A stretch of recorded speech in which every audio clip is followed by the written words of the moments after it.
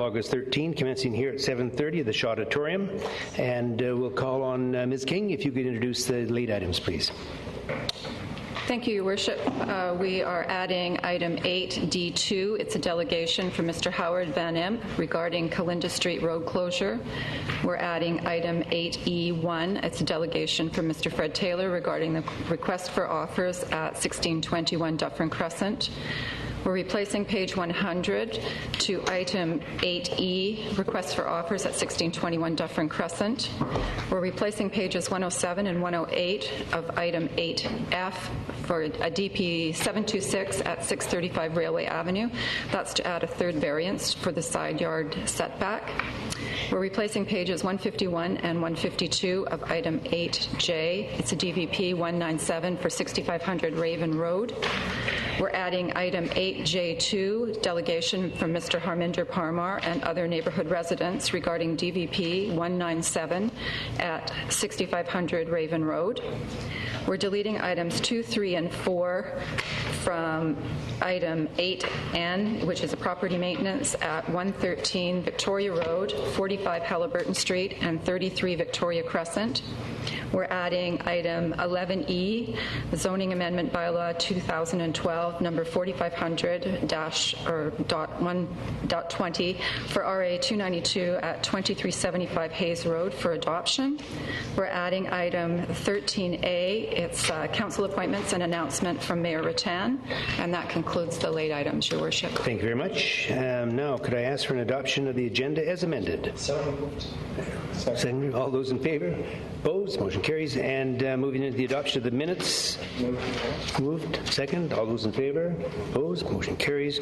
We're going to the minutes A and B, that is, obviously, and we're going into item 7A, administration, request for proposals for legal services for municipal law and labor law. Staff recommendation the council award a 3-year contract with the option of 2 1-year extensions to the following firms: Young Anderson for municipal law services and Heenan Blakey for labor law services.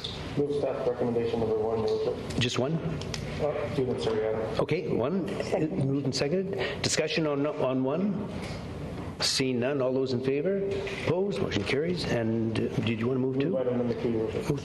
Moved and seconded. See no discussion. All those in favor? Opposed? Motion carries.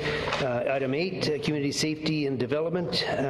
Business license amendment bylaw number 2012, number 535108, banning the trade, sale, or distribution of shark fins or their derivative in Nanaimo. And we have a delegation. Mr. Anthony Marr, you have, sir, up to 10 minutes. Mr. Marr.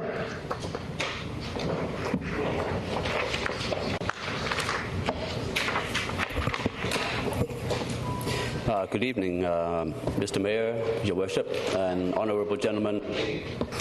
I am very honored to be the representative of a group of people originally based in Vancouver, the Vancouver Animal Defense League, as well as some local animal lovers in Nanaimo. Very wonderful people. I'm here to speak on the shark fin ban issue. I realize that Nanaimo does not have a lot of shark fins, but Nanaimo is in a very strategic position to lead Vancouver Island in this charge. And I congratulate Nanaimo to be the first city to want to do this. Currently, the number of cities that have already solidly banned shark fins are quite numerous. There was 8 cities in Ontario that have already done so, including Toronto itself, Mississauga, Brantford, Pickering, Newmarket, London, and a couple of others. In the USA, there has been 5 states that have banned shark fins statewide, including all the Pacific provinces, states, California, Oregon, Washington, and Hawaii, and an inland state, Illinois, concentrating on Chicago, no doubt, lots of the shark fins there as well. And in British Columbia, we have started a very vigorous campaign over the last couple of months that has been quite successful. Leading the charge there was Port Moody first and then Coquitlam. They have already banned shark fins. And North Vancouver has already declared public intent of doing so. And we have done these presentations in at least two cities in the Lower Mainland, which is Burnaby and Richmond. And Vancouver has already spoken with Richmond, and Vancouver, Richmond, and Burnaby, as well as a couple of other municipalities, are working on a regional ban in the Lower Mainland. And I've been invited to speak in Surrey on September the 10th and Langley September the 17th. So the cities are rising one after another to ban this rather barbaric practice, and I can easily say that because I'm of Chinese descent. They cannot say that I'm being a racist. So we are in a very strategic position because if we draw an east-west axis representing Canada and a north-south axis representing the U.S. Pacific, we are right now in this chamber in the intersection point of these two axes, and this is a very important move that we're making. Now, I would like to go into why we want to have shark fins banned. Number one, of course, is the cruelty issue. The shark finners, what they do is that they use long lines mostly to haul up whatever fish that they catch and whatever sharks they happen to land onto the boats. They would cut off the fins, tail fins, pectoral fins, and dorsal fins, and dump the rest of the body back into the water still alive. It is tantamount to some aliens abducting you and cutting off your forelimbs and putting you back onto the road. And it is absolutely unacceptable practice. In terms of the quantity, the usually accepted number was 73 million per year, but according to the latest research, it is over 100 million sharks treated in this manner.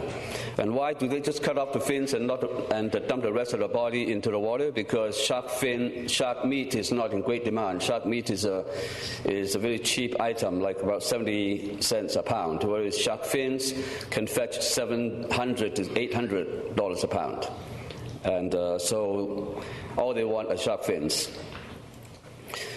Now, the shark's biology is very peculiar because unlike bony fish that lay thousands of eggs every year, the sharks are very slow reproducing. They, over a 2 or 3, 4 year period, they only lay 2, 3, or 4 eggs. And not all of them would survive to adulthood. So the sharks are extremely slow reproducing, and some of them don't even achieve sexual maturity until age 20. So if we kill them off at 100 million a year, it is absolutely unsustainable and they cannot recover. In terms of the species, there are 450 approximately species of sharks in the world, of which approximately 1/3 are endangered. So over 100 species of sharks are endangered. And shark finning is by and large an illegal activity, so the shark finners, they just want to cut and run, so they do not keep a record. They don't identify the species before they slaughter them or cut them. And the point is, when the shark fins finally make their way into Canada, and when you go into a Chinese pharmacy store or a seafood restaurant that serves shark fins, you never know what fins have come from what species. So considering 1/3 of all the shark species are endangered, therefore I would estimate that 1/3, that's a low estimate, of the fins in Chinatown have come from an endangered species. Now, when we talk about endangered species, back in 1996, I waged a campaign against Canada selling tiger bone and rhino horn and bear gallbladder medicines. And all the bear species in Asia are endangered. Tigers are severely endangered, rhinos critically. And of course, that campaign was successful. Nobody can argue against that. And within 4 months, Canada came up with a new law, previously non-existent, called WAPPRITA, WAPPRIITA, standing for Wild Animals and Plants Protection, International and Interprovincial Trade Act.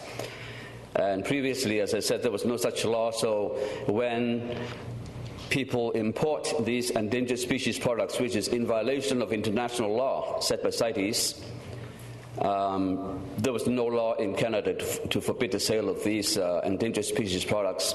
So we forced out this law, and therefore now there is a federal law. So if I may be so bold as to say so, when Nanaimo is not an offender in any scale, but Richmond is, and Vancouver is. And I would be, if I may be so bold to say, any city still serving shark fins are in all likelihood violating the Canadian federal law of RAPITA, as well as the international law banning sale and trade of endangered species. And in fact, just last week, the Pew Environmental Group in the US have done a nationwide survey of approximately 14 cities, and they have randomly selected shark fins for DNA analysis. And they analyzed 32 samples out of 14 cities, and they found that 26 samples are from endangered and threatened species. That's 81%. So that's a very high probability. So when I said 1/3 earlier, that was a very conservative estimate. So if the trade continues, what's going to happen? Are we going to assume that a certain fin is not from an endangered species? Unless we do a fin-by-fin DNA analysis before you sell them, you would be most likely violating that federal law as well as international law. And another thing about sharks is that they're apex predators. Now, the general conception of apex predators and those opposed to the shark fin ban are saying that, sharks are predators, and therefore the more sharks, there'll be less fish left for humans. And if we wipe out all the sharks, it's a good thing because the fish will grow in number and our fisheries will benefit. And that shows a total ignorance of the ecology of the ocean. The ocean is not just predator and prey. The ocean has many trophic levels of predators, probably 5 or 6 levels. Let me simplify it by saying that there were 3 levels: big fish, medium fish, and small fish. Now the sharks on top, being big fish, they don't go and eat the small fish. They eat the medium-sized fish, and the medium-sized fish feed on the small fish. So if the sharks are wiped out, which are on the brink of being done so, it is a very urgent situation. It is, in my opinion, an ecological emergency. If we wipe out all the sharks, the medium-sized fish will proliferate and they will eat off all the small fish, and the entire ecosystem could collapse, including human fisheries. The laws I've already mentioned, there are 4 sets of laws I can easily mention. One is the international laws. There are 2 sets. One is CITES, which is Convention on the International Trade of Endangered Species. That one is obeyed by all countries. And the law is simple. Any endangered or threatened species cannot be traded internationally. Simple as that. The UN Agricultural Organization also clearly states that, very specifically, that shark finning is not allowed by the UN. Canadians, I have already spoken about the WAPITA law, which governs internal trade of items containing endangered species being forbidden. And the Canadian Fisheries Act also strictly forbids the finning of sharks in Canadian waters. So I may ask, if Canada forbids Canadian fishermen to fin sharks, why do we import shark fins from other countries? Basically, in the world today, any country with a coastline would indulge in shark finning. But the big ones are Costa Rica, Spain, the United Arab Emirates, Singapore, and used to be Taiwan as well, but Taiwan has just banned shark finning. So it is an international problem, and it adds up to, I repeat, more than 100 million sharks being killed every year. Now let me talk about the strategy as to how to ban shark fins or how to eliminate the consumption of shark fins. And there are 2 schools of thought.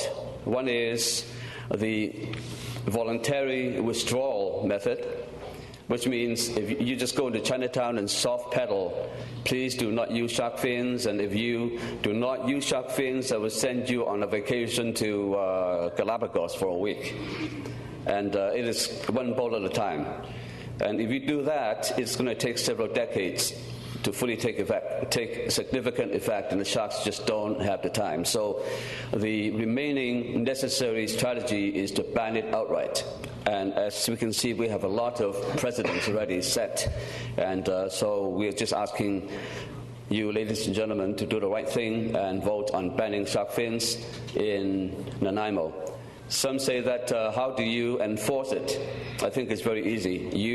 The City Council is empowered to grant or withdraw licenses, and all you have to do is pull the license of any restaurant that violate this new bylaw.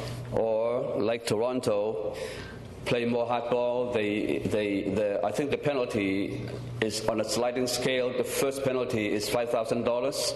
The second, $25,000. The third, $100,000. So, and finally, I would like to address one thing, and that is the backlash from Chinatown. There's a group of shark fin profiteers and racketeers camouflaged as a cultural organization who is threatening to take Richmond to court if they go ahead and ban. In fact, there was a lawsuit in San Francisco already that is trying to sue San Francisco for banning shark fins, and shark fins have been banned in California for a whole year already. But a recent survey of San Francisco citizens have turned out that 76% of San Franciscans oppose the shark fin trade, and 70% of Chinese San Franciscans oppose the shark fin trade. So I would welcome these people to take Richmond to court, and I would take great pleasure in witnessing their loss. And if I were requested to testify against them, I will. So let me conclude that I thank you again for the opportunity to make this presentation to you, and I hope that you will work for our children, because if we wipe out the sharks, who's going to lose? Not me, not any one of us. But within a few years, our children will have no more such luxury to enjoy. So, okay, 10 minutes is gone, but thank you very much.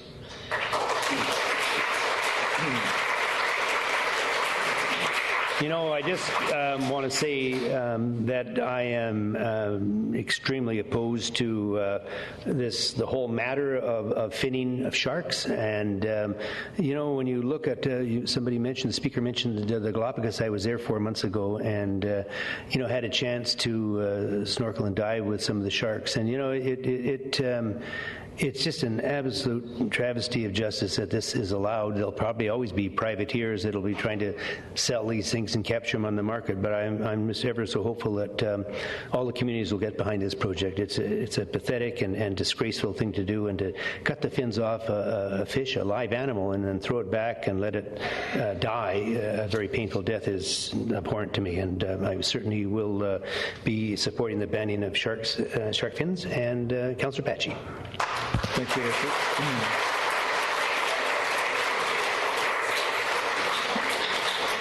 Just a question to Mr. Maher, if I may. Sure. Please. Come forward, sir.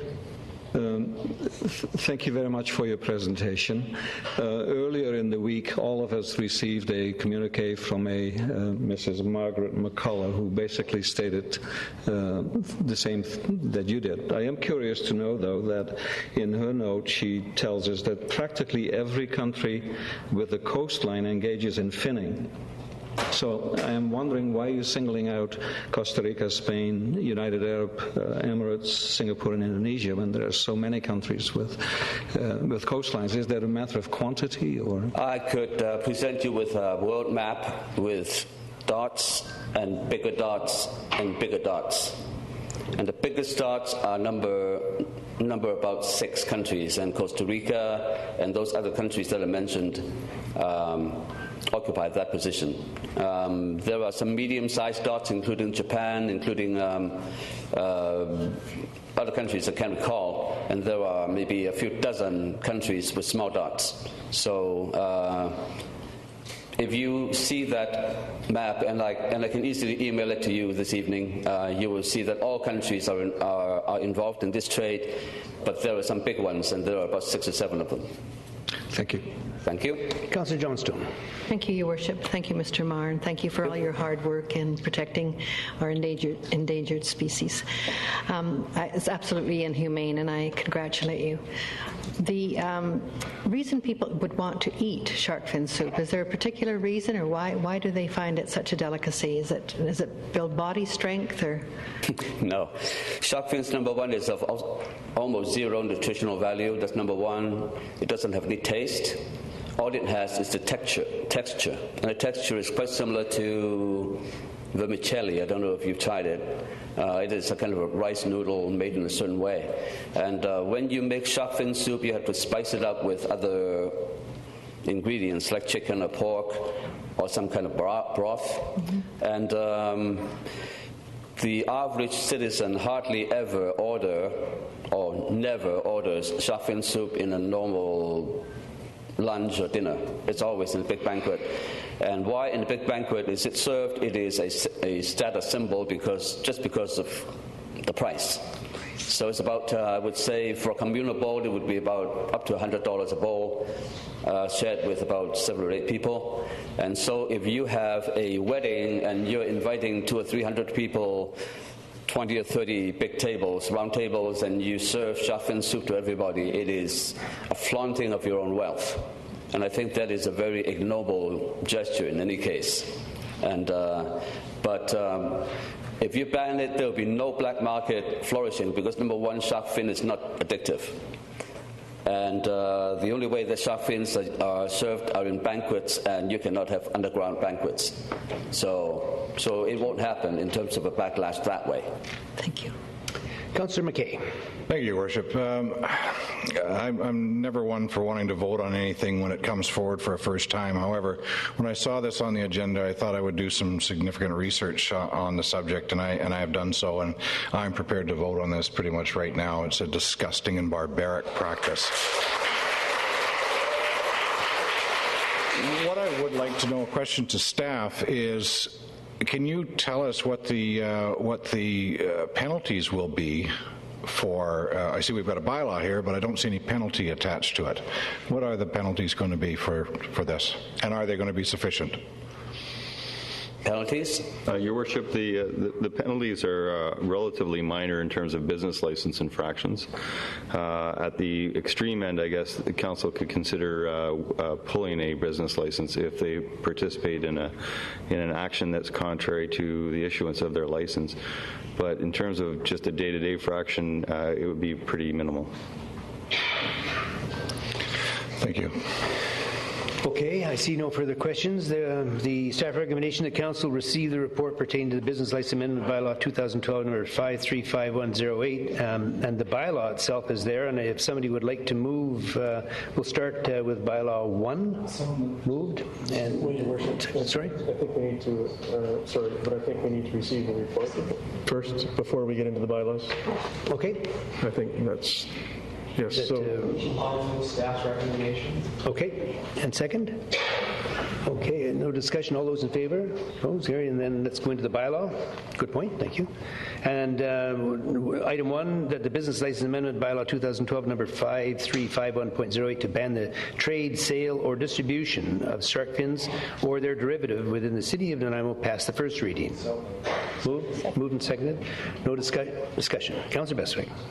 thank you, Worship. I would like to thank and compliment Mr. Marr and his presence and his knowledge on this topic and their efforts and energies. I would also like to follow up on Councillor McKay's inquiry to staff on what our abilities are to enforce and have a penalty attached. The response being that there's not much that we can do for their infractions other than the business license. So I'm wondering, in a question to staff, where it's appropriate to put in a penalty for an infraction and then subsequent infractions should they occur. Your Worship, I'm sorry if I misled you. The local government actually restricts municipalities on how broadly you can base your fine structure. We have that in place. We have the maximum fines in place, but they are a minimum. The real test here is whether they are in contravention of their business license, at which time council could consider revoking it. That's the ultimate fine, if you would, that would be imposed. But the fines are set, they're very minimal in all cases at local government. Supplementary, Your Worship. That said, then if it lies with us, if there's an offense, and it lies with us to determine if it's their business license is suspended for a weekend, 48 hours, 1 week, or a fine, $1,000, second offense, $5,000, third of whatever that was mentioned is done elsewhere, would it behoove us not to have something similar so that those potential business owners that may consider this would understand that this is a serious bylaw and not something that comes with very little teeth, so to speak? Your Worship, I think just the very nature of how council is speaking to the adoption of this bylaw is grounds for people to take notice. We have been in contact with all operators within Nanaimo that potentially have been dealing in shark fins, which there was only one, and it's very rare. They won't be continuing knowing that this is happening. They've already stated that. We believe that that the ultimate enforcement of a business license being revoked is enough incentive, and I would suggest that that's good enough, and that the other fines are contained within the bylaw. Thank you, Worship. Not to belabor this, but we would think that would be enough for a business. However, in fact, if there's nothing specific, no specificities attached to it, then there might be a misdemeanor on a first or second offense because we don't have anything. So would this come back to us for council to adjudicate? If there's a restaurant that violates this, will it come back to us and we can say on this night, August the 16th or 13th, whatever it is, we said, and boy, we were pretty clear that we were really serious about this. Your Worship, staff would always seek compliance of any bylaw. So the first step would be for staff, if we found out that something was happening, we would go and talk to the owners. If they didn't comply, then we would have council involved. The method to actually enforce this would involve going to court and taking that kind of action. So it's not something that you just want to jump into. Each situation is going to be different in how it happens, and I would suggest that you review each one as it comes up when they're not in compliance. But in 90% of the cases, we gain compliance anyways with businesses when there's something that doesn't work. Okay, it's my last comment, Your Worship. So the first one, they'll get a pass. That's basically what. Is that what you're saying? I don't think you said that, did you? Your Worship, if someone served shark fin soup and didn't know, or they claim they didn't know, and they then were in compliance, there's really nothing that you can fine them for. And I think that's sort of the downfall to the business license system. But if there was multiple offenses, and council's dealt with this before, you would review whether you want this person to have a business license and adjudicate it based on that. But one offense typically would not warrant revoking a business license if they came into compliance. That would be my opinion. Okay. I think, if I might, Mr. Maher alluded to the fact that a number of communities, both in Canada and the United States, are looking at banning these in restaurants now. And I think as more knowledge is gained and new practices are put in place for enforcement, I think we as a council could always change the bylaw if that was required. It's still quite a new development, and I think it's important and significant that we're going to ban in Nanaimo. And if there are more teeth that we can find later that would work, let's do that as well. Councillor Brennan. Thank you, Your Worship. The first thing I want to do is clarify that I heard Mr. Marr say that that it was Ontario, that it was Toronto, Ontario, that had the authority to levy the large fines. And I just wanted to clarify with staff, because you mentioned the Local Government Act, whether municipalities have the authority to develop their own fine structure for this. Thank you. I'm not familiar with the Ontario legislation. Certainly, Vancouver has its own charter which can impose different types of rules. Ours are pretty limited. Whether it's a $3,000 maximum fine or a $500 or a $100, we would seek to impose the maximum. You can't go beyond what the Local Government Act. Yes, so that's what I'm asking. Is it the Local Government Act that restricts the level of fine? That's my understanding, and we would certainly bring back something if we found otherwise. Exceed that. It would be outside of our authority to levy larger fines than permitted under the Local Government Act. That's correct. Okay, I think I understand that now. Thank you. Okay, I see no further questions. On the bylaw, it's been moved and seconded, and all those in favor of the ban, opposed?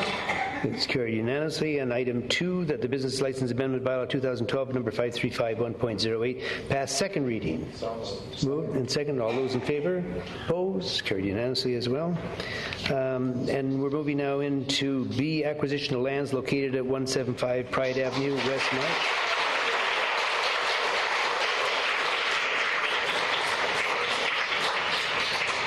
For park purposes, and staff recommendation that council receive the report regarding the acquisition of lands for park purposes at 175 Pride Avenue. Thank you. Second. Moved and seconded. Discussion. All those in favor? Opposed? Motion carries. Maybe if those that want to leave now, we just might wait for a few minutes so we can.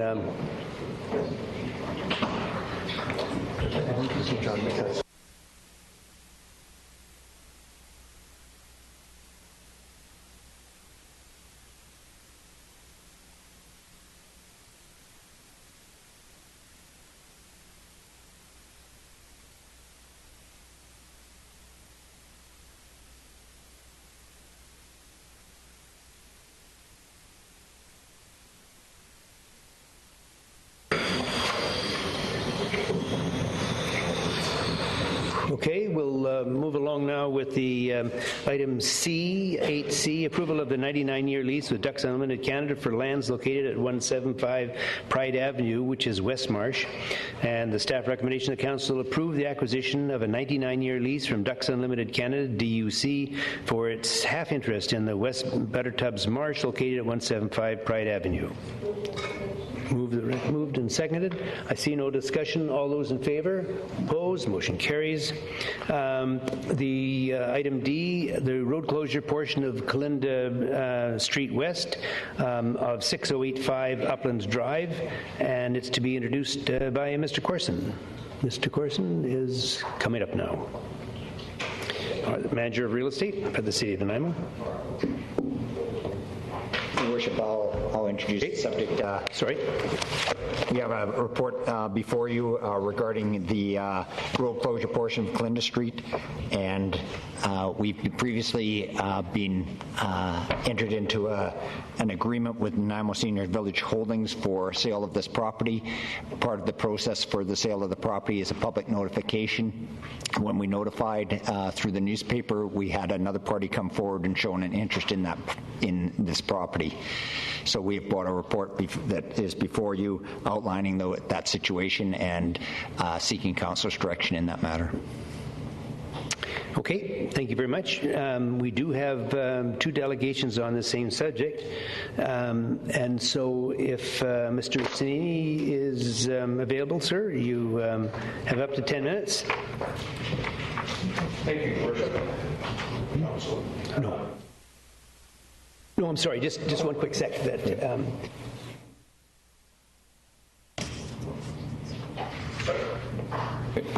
Thank you, Your Worship, council members. My name is Brian Sanini. I'm the lawyer for Northridge Village, which is the owner of the property directly to the north of the proposed portion of Close Road on Kalinda. want to say at the outset, my client is in support of the staff recommendation to proceed with the road closure bylaw and the proposal to have both the adjacent landowners submit bids to purchase the property. As you may well know, my client has in fact presented an offer for more money than the proposal that you're considering.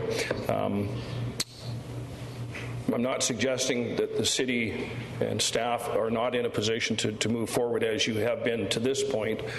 Pardon me. However, historically, in these situations, and I've been involved in quite a number of them over my 34 years in practice, when you have adjacent landowners to a portion of closed road, protocol is that it's offered to both parties. That's certainly the position of Ministry of Transportation and Infrastructure. It has been historically in the City of Nanaimo and most other communities on Vancouver Island with the local or the community charter. I believe there is no law that suggests that you have to do that, but I think it's in the best interest of the local government to consider the interests of both adjacent landowners. In this particular case, I understand the parcel is not large enough to stand alone. So it has to be consolidated with one or more of the two neighboring parcels, and I'm assuming that the zoning goes with the whichever parcel it's attached to, although I'm assuming there has to be some rezoning for whichever piece or whichever parcel it goes to. My client is interested in purchasing half or all of the property. I think the position of staff is that it's best dealt with by way of, if you will, a tender process to these two adjacent landowners. And as I said, my client is in favor of that process. Pardon me. The only concern we have is that we'd like some time to formulate a proposed use for that particular property. But we think it's in the best interest of the city to look for the highest and best price, and my client is prepared to bid on that basis. Thank you. Okay, sir. We have one question so far. Councillor Patchy. Thank you, Worship. Evening, Mr. Sanini. Good evening. We know the use that the Nanaimo Senior Village people have for this land. Do your clients have an expressed purpose for the land should they inquire? Other than for the permitted uses that are available for their site through the current zoning, they have no particular plan. I myself was of the impression that Nanaimo Seniors was interested in this parcel for additional parking, and it wasn't until I saw staff's report that I became aware it appears that they're looking to acquire this site to expand their housing facilities. Certainly it would be of the same interest to my client. Its zoning is R9 for high-rise towers, although we are considering an application to, if you will, downzone the property for townhouse use, and this would be a perfect addition to that proposed use. Okay. May I have a follow-up, Your Worship?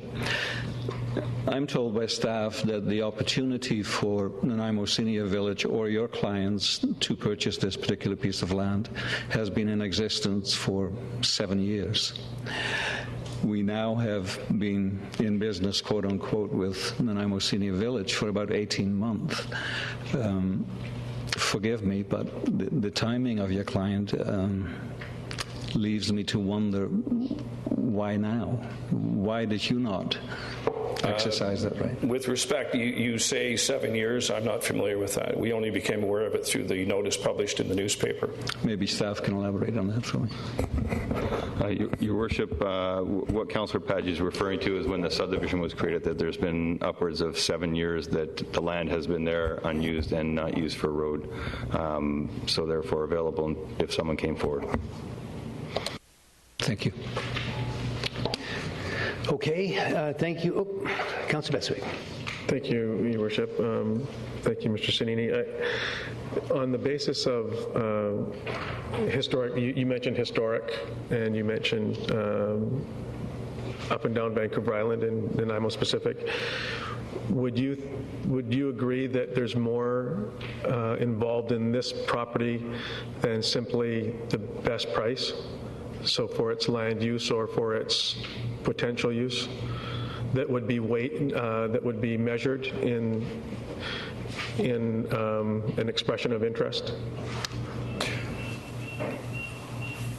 Well, I wouldn't disagree with that. I think staff is suggesting in its recommendation that use is going to be a consideration for sure.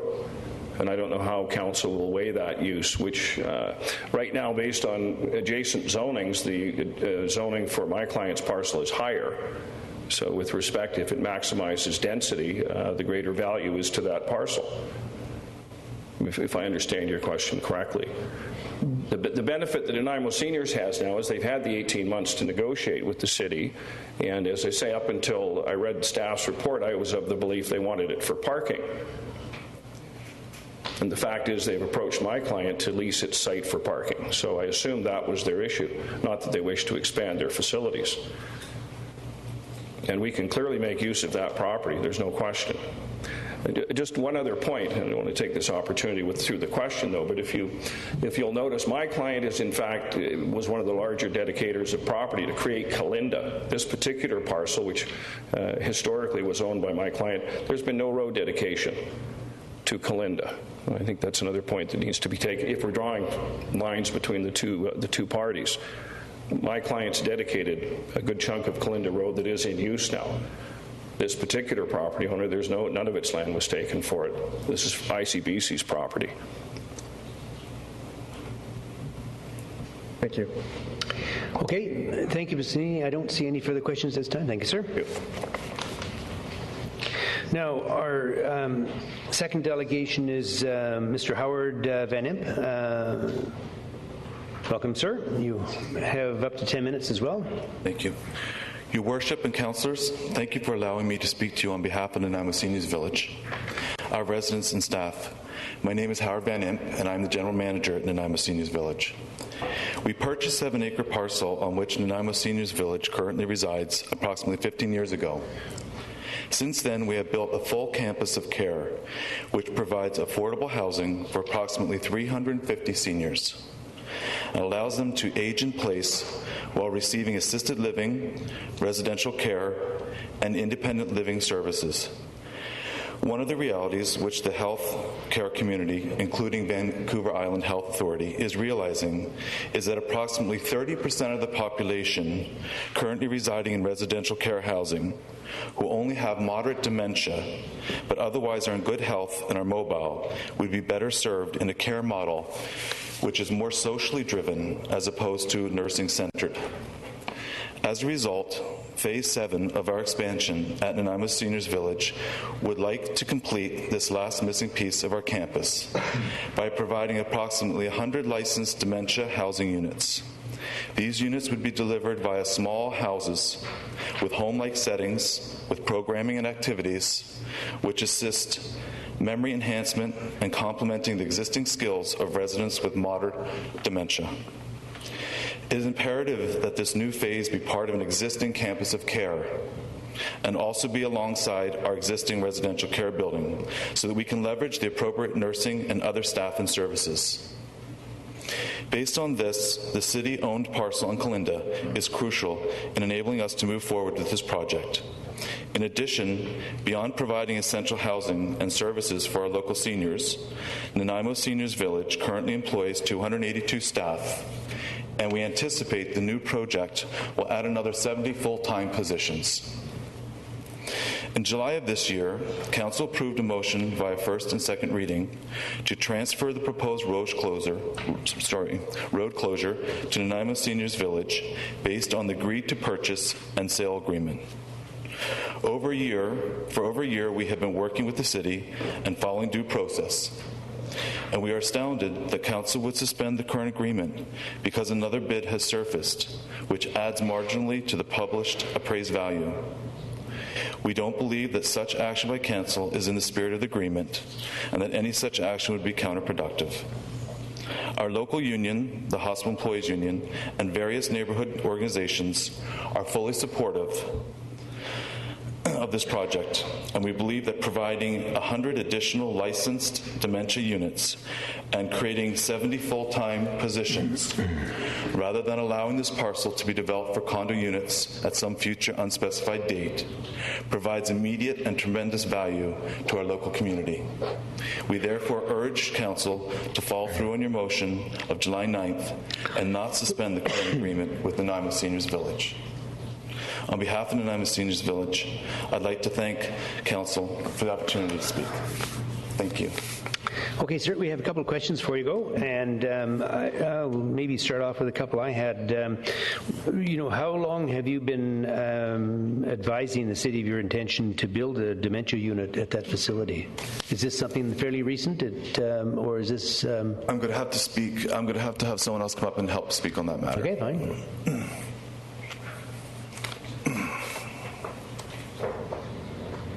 In Council, good evening. My name is Shahzad Swamji. I am representing Retirement Concept Senior Services, owner of Nanaimo Senior Village. We started a discussion with the City of Nanaimo for this parcel around April and May of 2011. Okay, sorry, I don't want to interrupt, but my specific question was, how long have you been holding out your intention to build a dementia unit at the facility? I assume for some time you've had an interest in acquiring the property. I'm interested in the dementia part of it.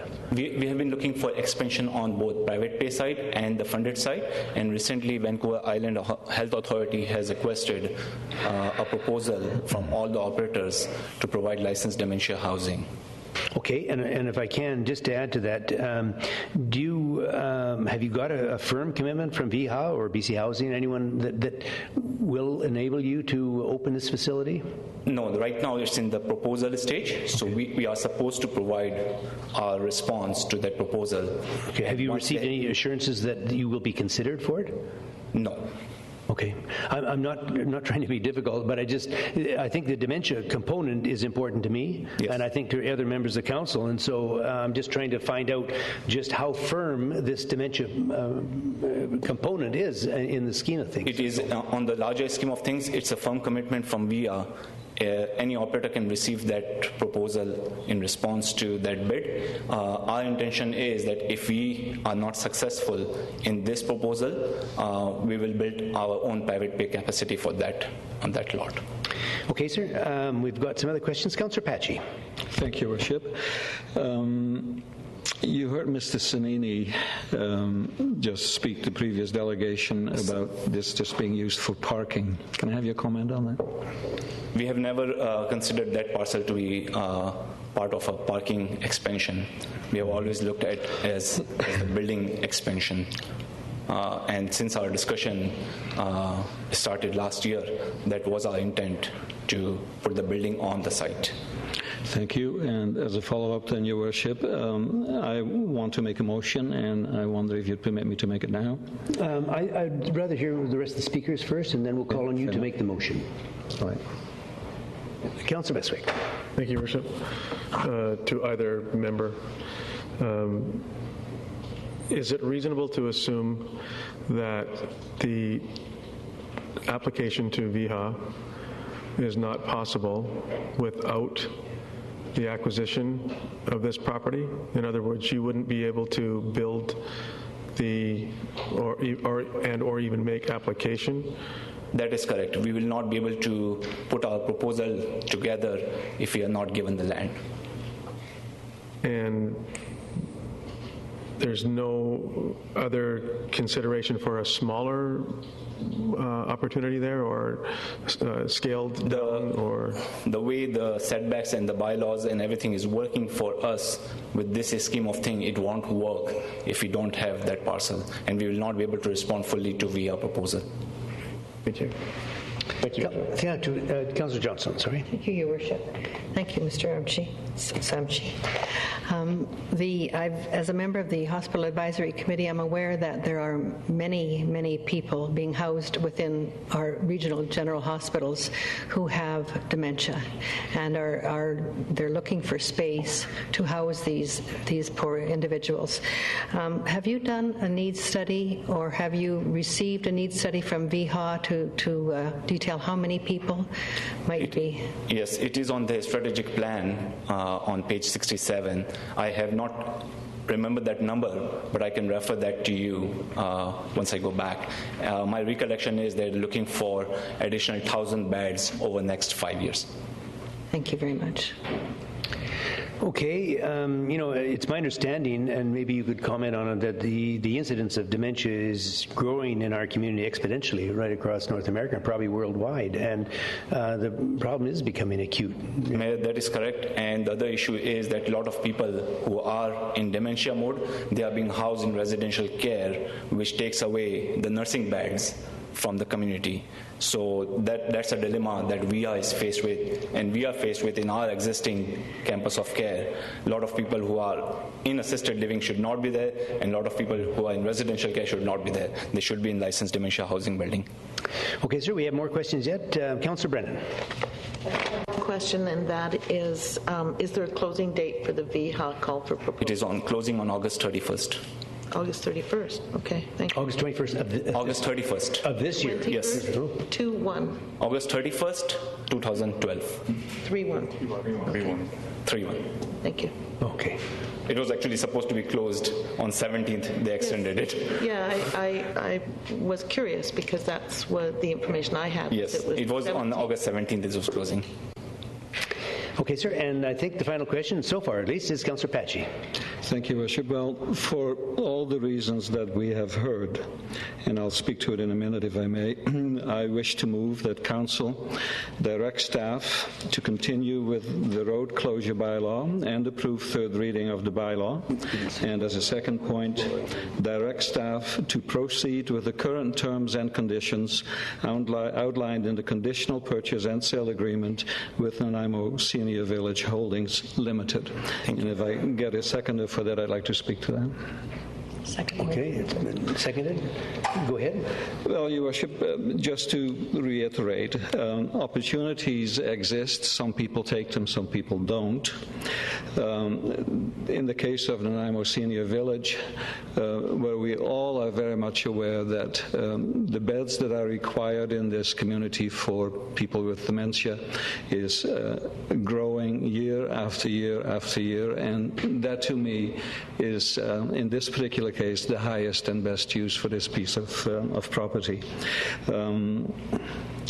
I understand what Mr. Sanini told us, but it is not good enough for me at this point to put something away if we as a municipality, as a community, can use that land for something that is about as important as it gets. And that's really all I want to say at this point. Okay, the staff recommendation is that Council, 1, direct staff to continue with the road closure bylaw process, and 2, direct staff to suspend the current agreement with the Nanaimo Senior Village Holding. Yep. There's a different motion. There is now, I was going to say, but this Councillor Patchy's motion, will, just in case there's people in the audience that see this and are wondering about it, but Councillor Patchy's motion will take precedence over this. Get down while we deliberate on this. Sure. There's no further questions for them? Thank you. Thank you both.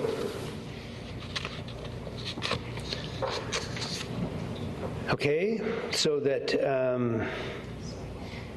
Councillor Brennan, did you have anything more you want to add? Councillor Brennan? No, no.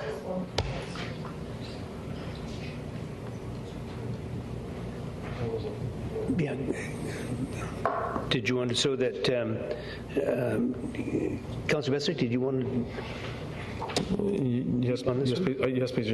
As a point of order was recognized, we do have a motion on the floor to proceed with the road closure and to proceed with item 2, if you will, only reworked. So if we could please do them seriatim, Your Worship, and then we can debate or discuss relative to 1 and 2. Okay. So on item 1, direct staff to continue with the road closure bylaw process, and that was part of your motion that and it was moved and seconded. You're nodding. Thank you. So all those in favor of 1, opposed, motion carries, and I'll move into 2, and the new 2 is actually Councillor Padgey's motion. And I think that if everyone on council is comfortable with it, we won't have it read. Yes, can I have it read again? Okay, so if we could have it read, please. That council directs staff to proceed with the current terms and conditions outlined in the conditional purchase and sale agreement with Nanaimo Seniors Village Holdings. That's correct. Okay, so discussion on that. Councillor Beswick, did you want to? Thank you, Your Worship. Yes, I would like to comment on that. For me, regardless of whether the highest and best use is something that we all, healthcare, of course, is extremely significant and considerable. And density and RS9 and high rise and so on is also very important for us. For me, at this stage, that's not the point of my concerns and or discussion. We have a staff recommendation to suspend a current agreement, and irrespective of the reasons for property be developed one way or t'other, we've entered into an agreement, and whoever the parties were or those that are malcontent about the opportunity missed or otherwise, I find myself really uncomfortable having to sit here this evening to contemplate suspending a contractual agreement that we've entered into and having that as a recommendation unless there's been a critical error in how we arrived at this place. So my question is to staff, have we followed terms of reference and conditions to put ourselves in an unfriendly position to suspend a contract that we just entered into and had passed at first and second reading July 9th? Your Worship, I'm not aware of any sort of difficulties with that, with the current agreement, or any difficulties whatsoever with the process. The process includes the statutory notification requirements that council must follow, and those statutory notification requirements contemplate comment from the community, and council to consider those comments from the community, and so that's effectively what the staff recommendation reflects. There's nothing untoward going on here, and we're not aware of any procedural difficulties with this.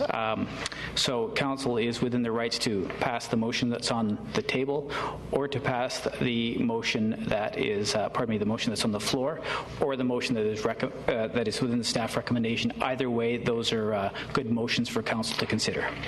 Okay. Supplementally, Your Worship. Yeah, go ahead. So we negotiated and signed a PSA before statutory notification, correct? Yes. Correct. So I'll just express again, I feel very uncomfortable with this. We have an agreement that you just advised me that we followed procedurally, and I would find it, whether it was the other way around, Mr. Sanini representing Georgiaview Village, I would find myself in the same position, wanting to uphold the moral and obligation of what we agreed to. And from the procedural and technical position, that is where my vote has to reside. So I'll be voting in favor of the motion. Okay, just for clarification on this, I would like, I'm just having a little bit of a problem with understanding the intent here, because we have not asked staff, and this, I misunderstood your motion, Councillor Padgey, but you did not, in your motion, indicate that we are to suspend the current agreement with Nanaimo Senior Village Holdings Limited, did you? My motion is asking us to proceed, period. Okay, that was my understanding. Councillor Brennan. That was my clarification. Okay, and so unless there's any confusion on the motion, are we prepared to vote now? I am. Okay, all those in favor? Opposed? The motion carries.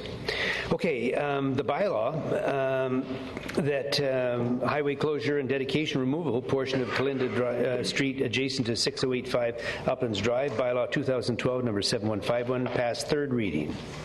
Moved and seconded. No discussion. All those in favor? Opposed? Motion carries. Move into request for offers at 1621 Dufferin Crescent.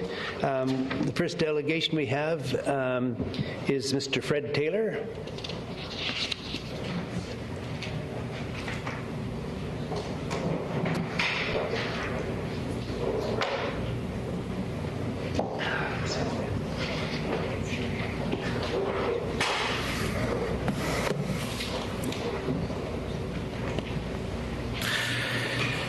Mayor Rattan and council members, Nanaimo was about to sell cemetery land to private interests.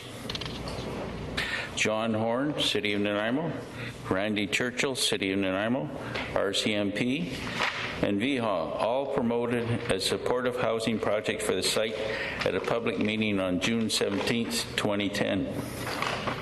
The provincial government was also promoting the release of cemetery status of the land for a supportive housing project, including an amendment to an order in council issued in 1994.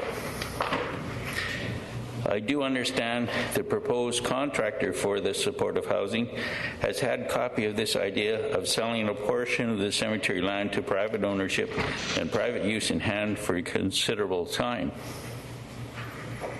Why, in my opinion, has there been false, misleading promotion to the public of use of cemetery land? I do not believe the elder Chinese community donated the land to be turned into cash. The most important question is the use of the funds from the sale of the land in question, a reserve fund for Nanaimo Social and Health Network. Our budget and expenditures have already been established. There should be no windfall to anyone. And of course, there's been an amendment to that handed out tonight saying it should just go into a property reserve fund. But the public doesn't know where it'll go from there. Back to what it says in tonight's agenda.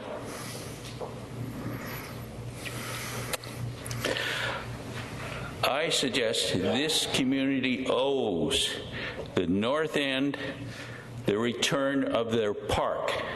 The park sold to the school district for the same dollar value expect from the sale of this cemetery land. Negotiations should start immediately to return the school district funds from the sale of this land for the return ownership of the parkland that everybody in the south. Point of order, Your Worship. That's not on the agenda tonight. Yeah, are you dealing with 1621 Dufferin Crescent? Yes, yes. I'm dealing with the funds that's in the report. Sorry. You have in the report funds expected? Yes, we do. And where they go? And I'm raising question to that as part of the report. Well, in my opinion, I think it might be premature to discuss how that money will be spent at this time. It's a suggestion. Well, you're of yours, saying and it's a what good fund one. it would go to. Yeah. In the report, you're saying where it would go. Yep. So I'm answering back. And I'm suggesting they should take the same dollar that you sold it for, which is roughly this dollar going to be proposed, and negotiate with all those people in the North End if there needs to be a few more dollars to get the parkland back from the school district. Because if you go to the bylaw that was created out of selling this land to the school board, it had in it that it wasn't used for a school within so many times is to be returned. Just if the delegation is going to talk about negotiating with the school district, I should probably leave on a conflict of interest. So I will do that. Or, Mr. Taylor, are you finished on that particular aspect of it, or you want to continue with the school district? If it is, Councillor Brennan's in conflict. Point of order, Mr. Chair. If Mr. Taylor wants to talk about the school district and because he applied to be a delegation, he should talk about what is in his presentation. If he wants to talk about cows or chickens, let him do so until his 10 minutes is up. Okay, thank you. I'm sorry, but the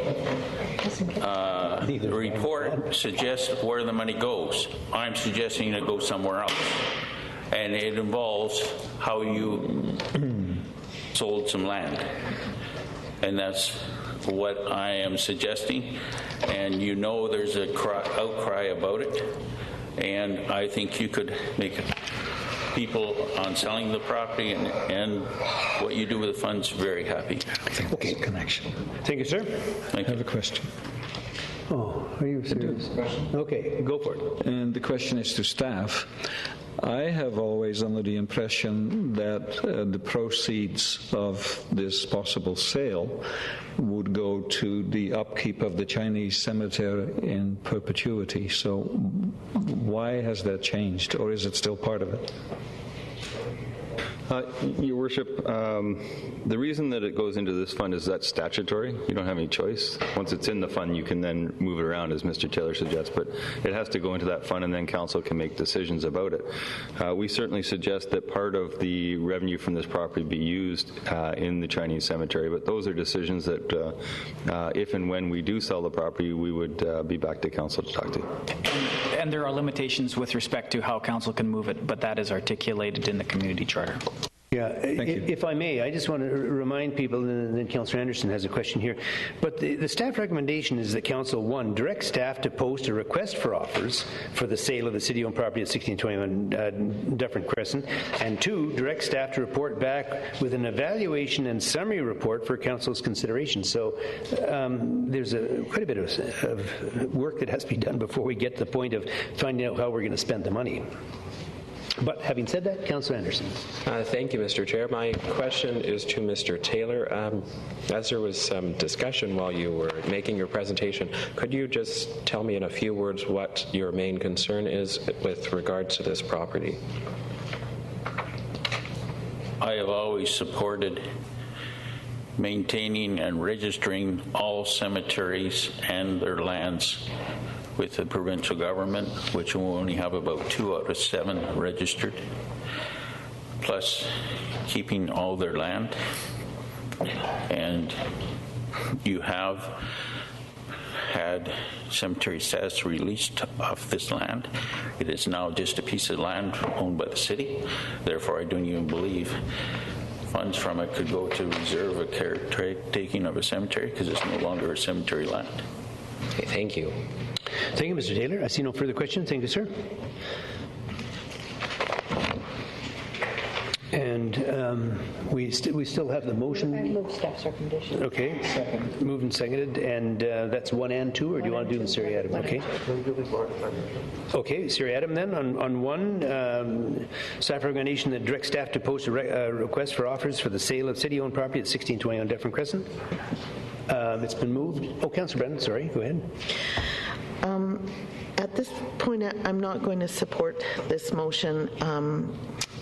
I think that I had a vision for that property, and it didn't include private medical offices. It included some sort of social enterprise, perhaps, that the social housing managers would have control over. So I'm not going to support this, sending it out for sale to the highest bidder. I think in terms of highest and best use, again, my argument lies on the side of a social enterprise on this property. So. Okay, thank you. So it's been Councillor Johnson. Thank you, Your Worship. I will be supporting it because when we were discussing the low barrier or the supportive housing, this was one of the requirements that they did have, that they had close proximity to these amenities, and there is a retail component spoken about in this, and it's economies of scale, as staff is indicated to us that it's best to subdivide now while they can fully service both sites. So I will be supporting the motion, Your Worship. Thank you, as will I. So, any further discussion on this? All those in favor? Opposed? Councillor Councillor Brennan, forgive me, opposed, balance of council in favor. The motion passes. And two, to direct staff to report back with an evaluation summary report for council's consideration. Moved. Is there a seconder? Okay, but is there a seconder? Moved and seconded. Councillor Bestwick and then Councillor Patchy. Thank you, Bishop. Just a question to staff. Direct staff to report back with an evaluation and summary report for council's consideration on people that are interested in buying it, or what their intended use for it is, or what's the evaluation and summary report for council's consideration going to be on? Mr. Corson, are you going to have a shot? Sorry. We'll report back with a list of all the people who responded, their price, what they plan on doing with the site, what their vision is, and we'll have some ranking system to it, and then you can make a decision as to who you wish to, if you wish to proceed or who you wish to sell it to. Thank you. Councillor Patchy. That basically was my question, which now has been answered. Thank you. Okay, and there was another question that disappeared, so I guess it was similar to that too. So on the motion, item 2, all those in favor? Opposed? Motion carries. And we'll move into item F, development permit DP 726 at 635 Railway Avenue. Staff recommendation that council issue development permit DP 726 at 635 Railway Avenue with the following variances. The first is the front yard setback at 3.5 meters, a variance of 2.5 meters. The left south side setback is 0.5 meters for a variance of 1 meter. And the third and final, the aquatic setback is 0 meters, a variance of 15 meters. Somebody like to move that? Moved and seconded. Discussion, Councillor Patchy. Thank you, Worship. I went out to see this property last Thursday, I think it was, and I couldn't see all of it because it's heavily overgrown, and it was difficult for me to imagine how a house could be built on that. And while I have subsequently asked staff to explain that a little bit better to me, they have. But I think it's important that you try and explain to me one more time this connection between varying 15 meters on the riparian setback with what is then going to be compensated, so-called, across the Cat Stream at Roberts Park. Could you elaborate a little bit on that, please? Your Worship, but like Council reference to page 111 on the staff report, and I'll refer to that.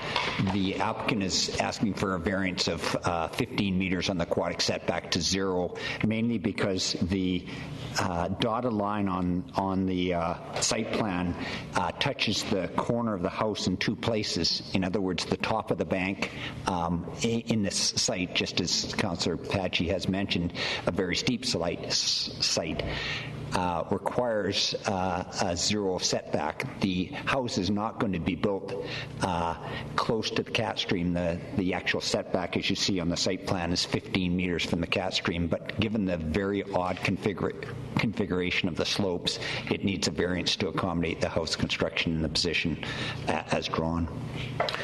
Follow up, if I may. Did the other houses that are built within, say, 2 to the north and 2 to the south, did they have the same riparian variances? They also had a variance, not down to 0, because again, this is the only lot, this is the last lot left in here, and it's the only lot that has this odd configuration of the slopes.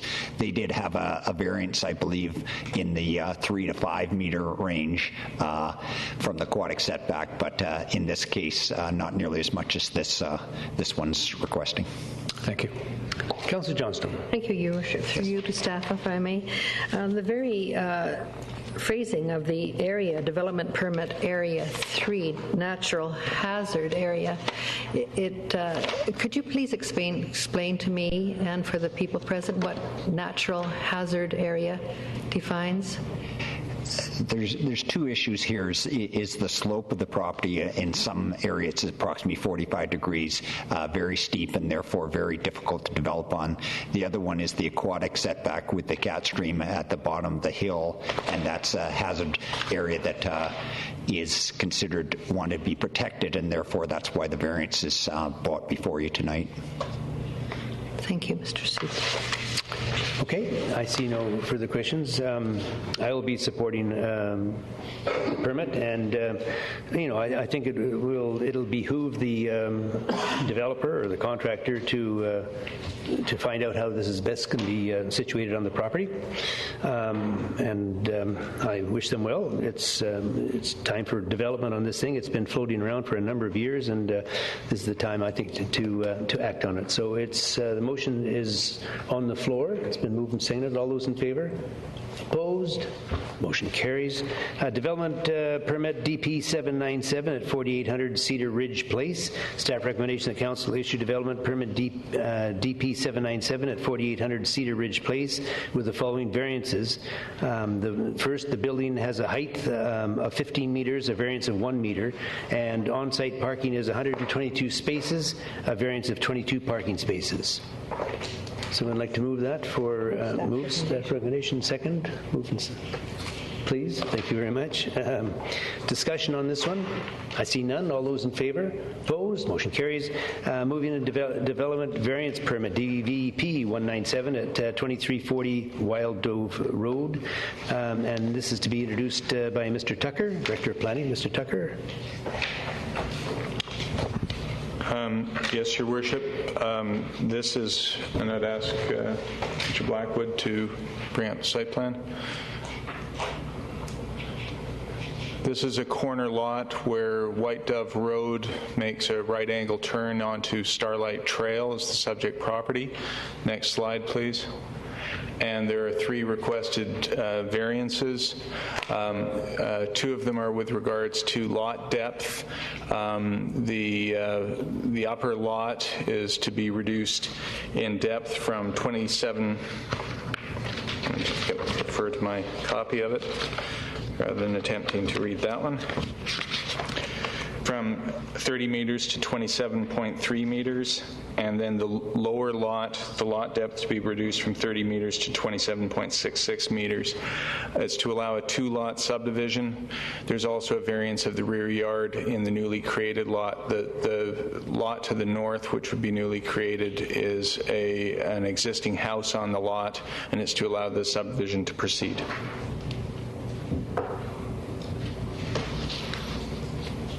Okay. So, no questions from no questions, I should say. Okay, the first delegation is for DVP 195. Is there anyone in attendance that'd like to? Linda Dawes. Oh yeah, sorry, Linda Dawes, and then Maxine Braden after that. Ms. Dawes, sorry, you've got up to 10 minutes. Okay. Good evening, Your Worship and Council. My name is Linda Dawes. I'm an owner and resident of 2659 Starlight Trail. My husband and I have owned this home for 26 years. I have worked for over 20 years as an office manager for a planning and design firm. So I understand the need for increased density, increased mixed use, and increased affordable housing. However, 2340 Wild Dove is not a good candidate for a development variance permit to allow for the 2 lots on this space. We already have increased density with the unauthorized suite in the house that is on the lot now. We already have mixed use with the many business vehicles that are parked there. I'll be showing you some pictures towards the end, or there's a picture there now. Allowing for the variance will result in another house on the lot. This would mean a minimum of 3 residents on the currently zoned single-family lot. We'd have the upstairs suite of the original house, the downstairs suite of the original house, and the new house. And it's not a stretch of the imagination to see that there could be a 4th residence if the owners decide to build another unauthorized suite in the new house. My children, who are fourth-generation Nanaimoites, grew up playing road hockey on this street. But now, I'm afraid to let my 5-year-old grandson ride his bike on this street due to the increased traffic from the new subdivision off Wild Dove. You see, there are 2 exits from this new subdivision. Vehicles exit using Willow Grouse if they're headed to North Nanaimo or North Island.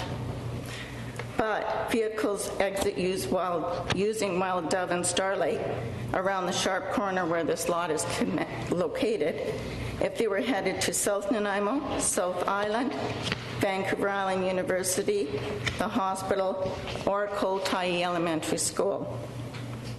This corner was designed for the original 14 houses on Wild Dove to use. The new subdivision off Wild Dove has added at least 100 new homes, assuming that they're all single-dwelling homes without basement suites. This is an increase of over 600% usage on this corner, with no upgrades to the road or building of sidewalks on Wild Dove or Starlight to accommodate for the increased traffic, thus resulting in an overused and dangerous corner where this lot is located. On Wednesday, August 8th, the city installed a traffic counter on the road near my driveway. Please keep in mind when reviewing the data that this measurement was taken during summer when a lot of people are away on vacation. The traffic counter does not replace the first-hand accounts of my neighbors and me who have lived on this street for the past 20 to 36 years. And this tool doesn't show the muddy tire tracks through my front yard in the fall and spring from when the cars can't straighten out because they've gone too fast around the corner. It doesn't show the snow tracks either. And it doesn't let you hear the screeching tire sounds that we hear several times every day. It doesn't show the regular near misses that I have when I'm trying to back out of my driveway. It doesn't show the children walking or riding their bikes to school on a narrow road with a sharp corner and no sidewalk. It doesn't show the increased traffic on school days when parents are driving their children to Koltai Elementary School. And it doesn't show that Starlight Trail is the main road into the new subdivision for emergency vehicles. As I end my presentation, I ask you to look at 3 pictures. This is the first one, and it shows the cars parked in front of the road at 2340 Wild Dove because the double driveway is full of cars, a travel trailer, and a boat. I have another picture. And this picture shows double skid marks in an area just around the corner heading towards the marker that you can see in the back and my driveway. And one more picture. This is a long skid mark that goes from the corner towards the City of Nanaimo traffic counter and my driveway. These pictures show you that the corner is dangerous, and these pictures show you that this lot already has increased density. I'm asking Council to vote against accepting the variances. Thank you. Thank you, ma'am. I see no questions. Thank you very much. The next delegation is Ms. Maxine Braden. Ms. Braden? Turn the mic down if you want to pull it down a bit towards you. Thank you. Your Worship, elected members of Council, I'm here again to also speak against the proposal. Mine is the safety. I live at 2666 Starlight Trail, which backs right on to the property that is being requested to be subdivided. That is my driveway. I cannot see around the corner.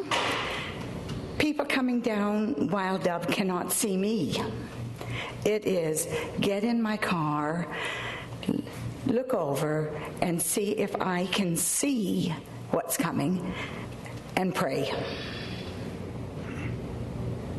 So far, I've been lucky, but a day may come I may not be lucky.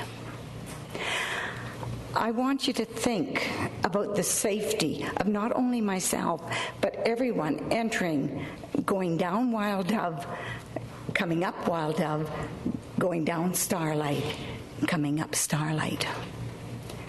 There's a number of us. I have lived at my residence for 35 years, and it was my dream to retire there. I'm not sure I will be able to do that. And that saddens me because I am afraid for my safety, my family's safety.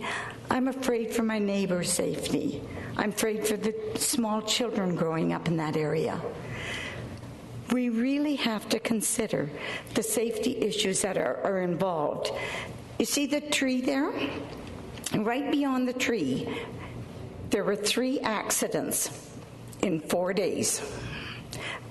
One actually was a city vehicle in the ditch. Also on the corner where you see the sign, that's very, very icy. And in the wintertime, it's treacherous. People come around the corner fishtailing. They don't slow down. I know that's not your problem. That's our problem, living there. So I really want you to consider the safety aspects. I spoke with a gentleman on council, or not on council, but a gentleman at City Hall, and he said, wow, why was your driveway placed there? I said, I don't know. It happened 35 years ago. I also wonder, now if we go around the corner a few feet, we're planning to put another driveway. Wow, now we have 2 hidden driveways, one coming from Wild Dove, one coming from Starlight. The potential for an accident, a serious, serious accident, is there. And I'm asking you to consider my request to say no to the subdivision, not for variances, but for safety. Thank you very much. Okay, we have a question for the delegation. Councillor Anderson. Thank you, Mr. Chair. The question's not to the delegation, but to staff. Could you tell me how many accidents have occurred there in probably the last 10, 15 years? Yes, Your Worship. The information we have from ICBC from 1996 to 2010 were 2 accidents. One was rated as a minor and one was rated as one resulting in injury. Okay, thank you.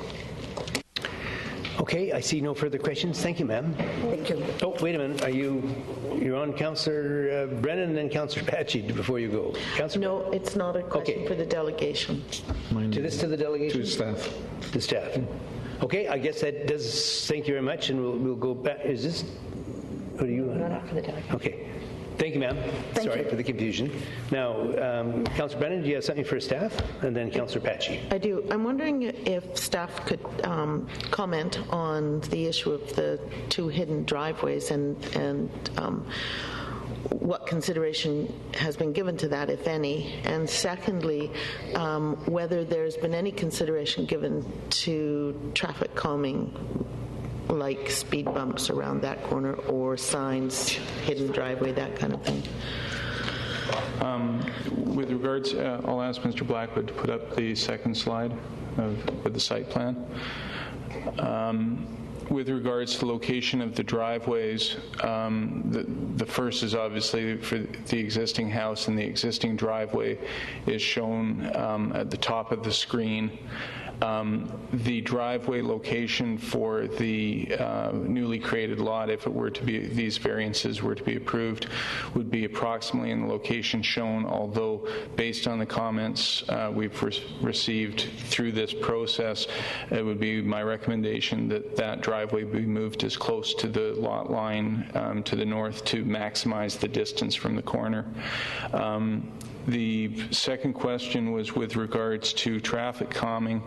The engineering staff have recently painted a line down the center of the road to demarc the lanes, so it is an offense to cross that line if you're making the corner, and it would become an enforcement issue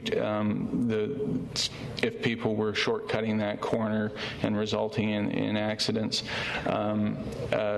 Beyond that, this is just a single-family subdivision, so the works and services provisions are limited. We could discuss it with the applicant, but it wouldn't result in major road works. Can I follow that up? I have seen in neighborhoods speed bumps, sort of elongated ones, and just wondering how they come to be there. If it's unusual for them to be in residential areas, but we find them there, under what circumstances would we put them there?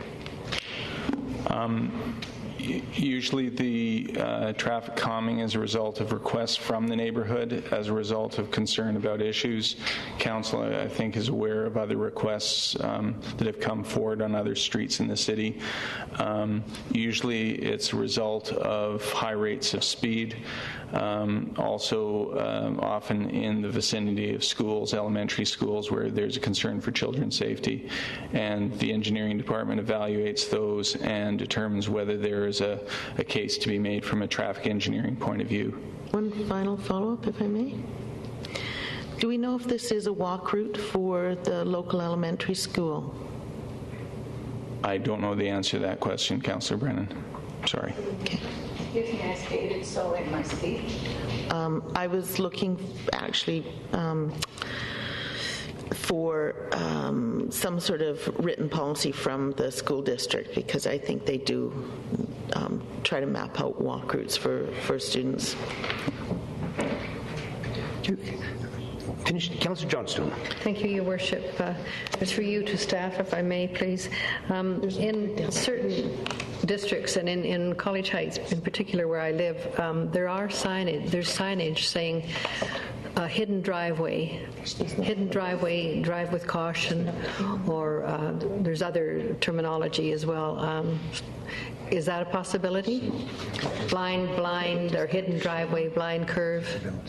That would be a possibility. The other thing is, because this is approaching a right-angle corner, to install the chevron arrow signs, the yellow and black warning signs that there's a sharp corner, similar to what you would find where there's a right angle, for example, on Turner Road in the north end, where the Turner Road does a right angle turn.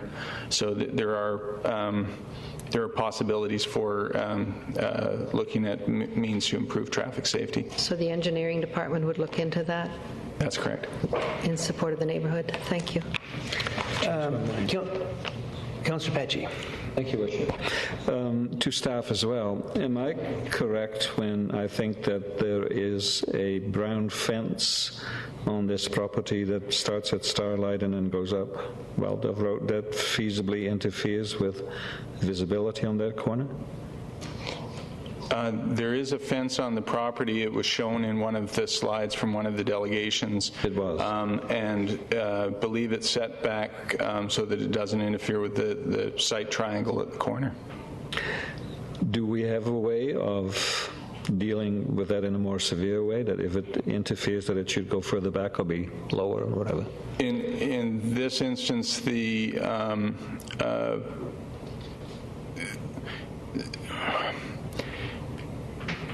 front yard continues to be fronting onto Wild Dove Road, and it's a side flanking yard which is on the Starlight Trail side of it.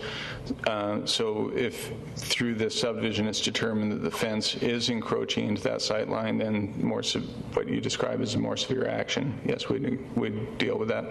Okay, thank you. Councillor Brennan.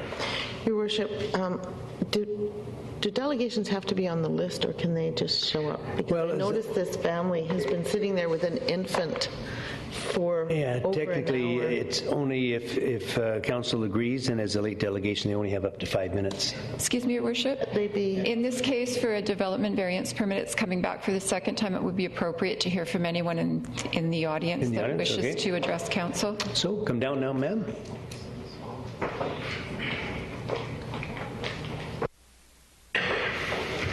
Good evening. Thank you for your time. We just need your name and address. Yeah, I'm one of the owners. I'm Kim Johansson, and I'm co-owner of Garrett Paul, my husband. We originally purchased the property in 2008. We picked this property because it is in a neighborhood that's family-oriented, close to parks, recreation facilities, and schools. The house was built in the mid-70s and is situated on the far northern portion of the lot, which leaves quite a large excess area on the side of the property. Since we have purchased the property in 2008, our family has grown quite a bit, and creating a new lot would allow us an opportunity to build a house that would better suit our family's needs. We understand there's some concerns with the corner, and certainly in no way do we ever intend to block the visibility on that corner. Obviously, that's a concern to us as well. There are setbacks specific for corner lots to address those issues, and if it went through and a house was built on there, we would never build a house that would block the visibility, nor would the city ever allow that. We love the neighborhood. We're not trying to create any hardship on any of our neighbors, and I just want them to be aware that certainly we're not trying to pose any sort of safety concern, but that would be addressed, of course, with the building setbacks that would be put in place. And if there's certainly any other questions from the homeowners or from you guys, I'm happy to answer those. Thank you. Okay, well, before you go, I see no questions for you. Thank you, Ms. Johansson, and we'll be making a decision momentarily on this thing. Thank you very much. Is there anyone else that would like to deal with this matter before we move ahead?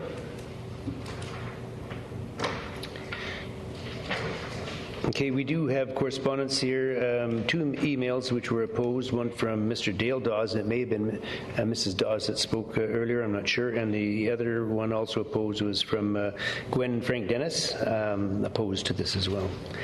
Staff recommendation that council issue development variance permit number DVP 195 at 2340 Wild Dove Road, and if somebody would like to move that to get it on the floor. Moved. Second.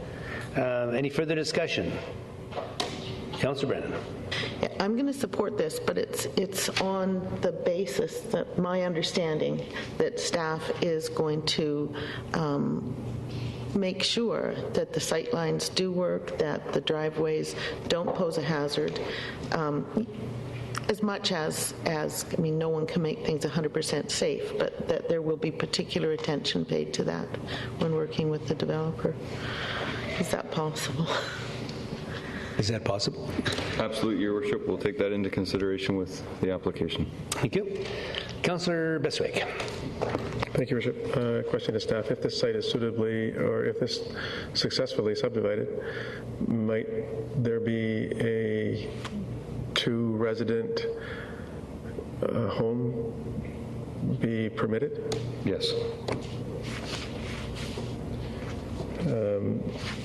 There seems to be considerable amount of street parking without, as the one delegation alluded to, without sidewalks.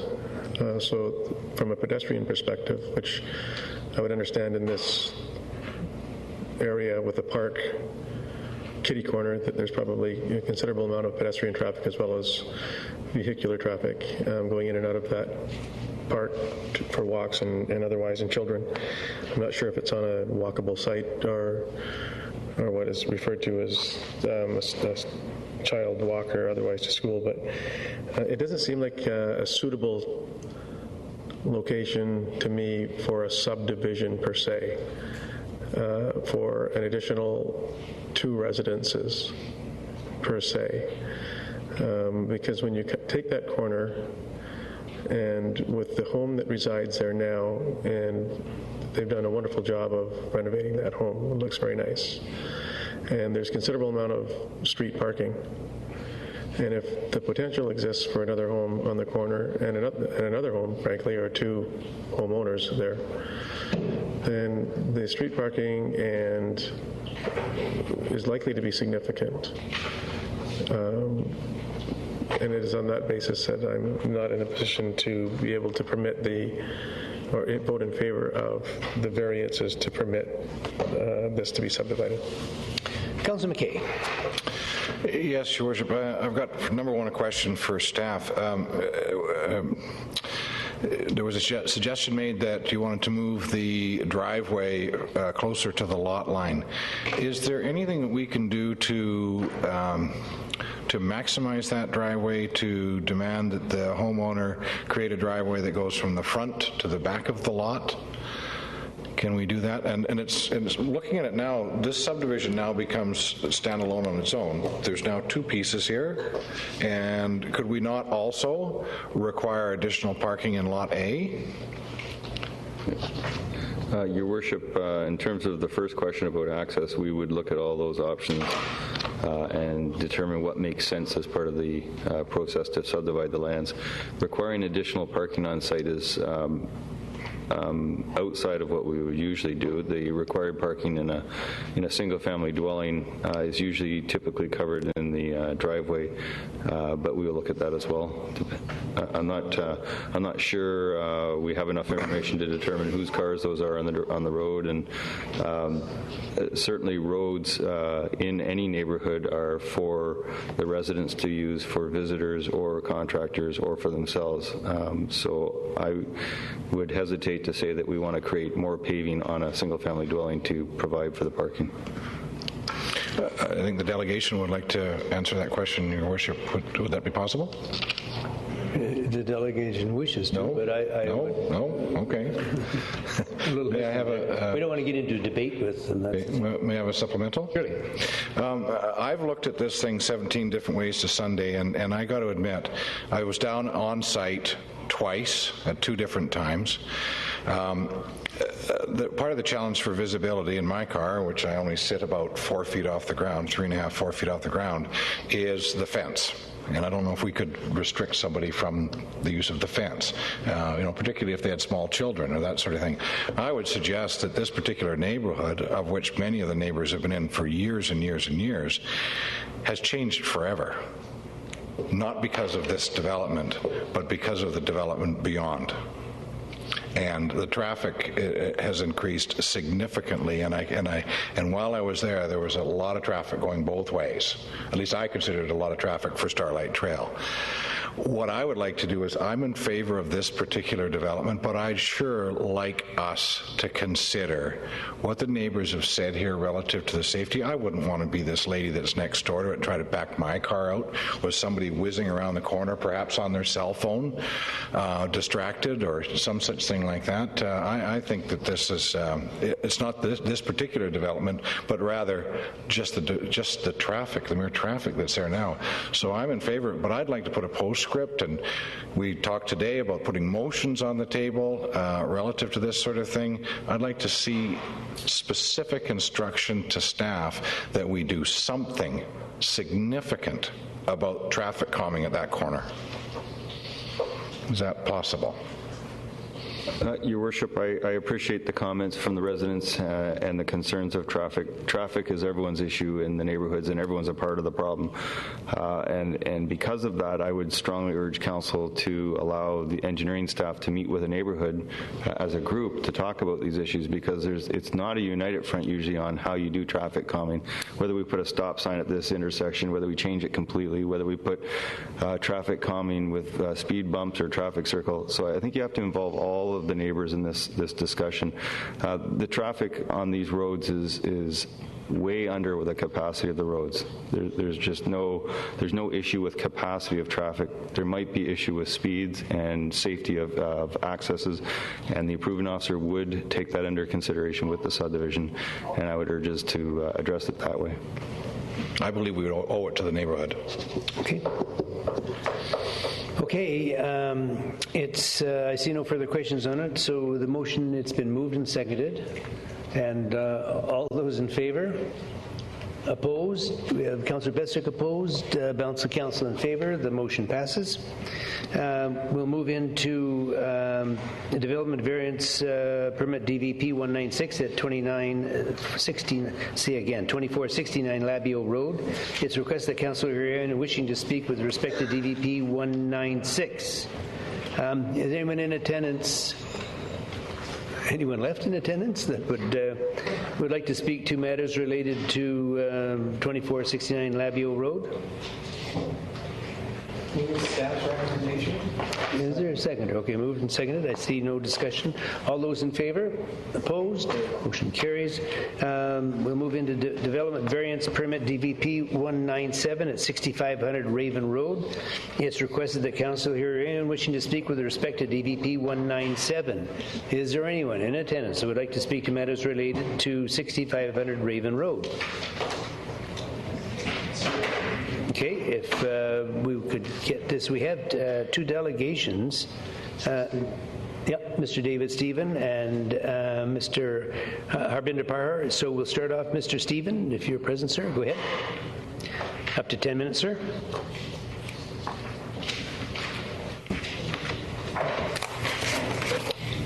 Your Worship, and honored lady and gentlemen councillors. I'll be as prompt as I can be, because many of you have been through this once before. We're applying for two separate and distinct variances. One is a rear yard setback of 1.19 meters to allow a covered deck roof to extend to the rear edge of the open sun deck below that roof.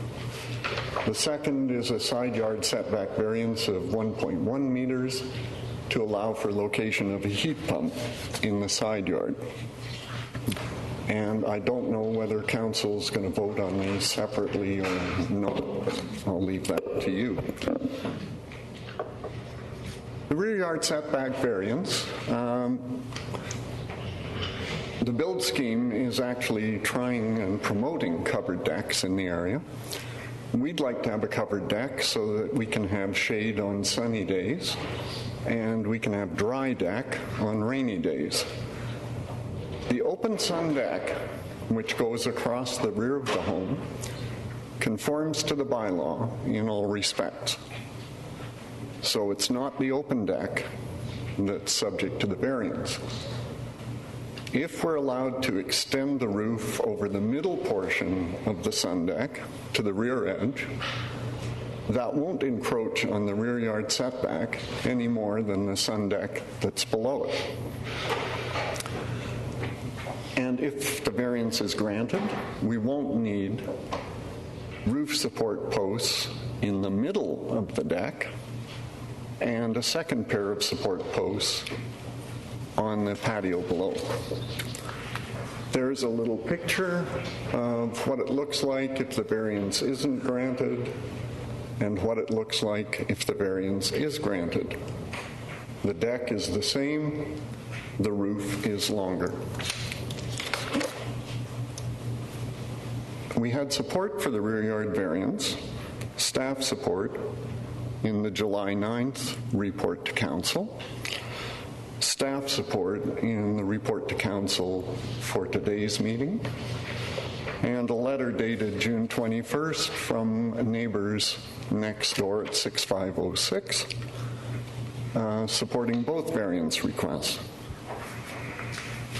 Once the statutory notification was released, the occupant at 6503 Ptarmigan expressed a concern that we or subsequent owners would enclose the covered portion of the deck. That would enlarge the living space of the home and contravene bylaws. We stated that's not our intention, and we even offered legal documentation, an affidavit or whatever to that effect. I went down and checked with the supervisor of building inspections, and he told me enclosure would be illegal without a building permit, and no building permit would be granted without a further variance request to enclose. So at this point, should I ask for questions on this variance or continue with the other one? Well, I see no questions at all at this point. Yeah, so at this, I was going to say you might as well continue here. That thank you, Your Worship. In the absence of the questions. The side yard setback variance. We want to locate our heat pump in the side yard so that any sound it emanates, summer or winter, would be heard less when people are in their rear yard. And ours is a downside view lot that people purchase so they can spend time sitting watching the water from their deck or from their patio. The bylaw requires heat pumps to be located to the rear of the property and not closer than 4.5 meters from the side line. The bylaw also requires a minimum side yard setback of 1.5 meters. So no heat pump can be located closer than 6 meters to an adjacent home if one home were shorter and they were in their rear yard even.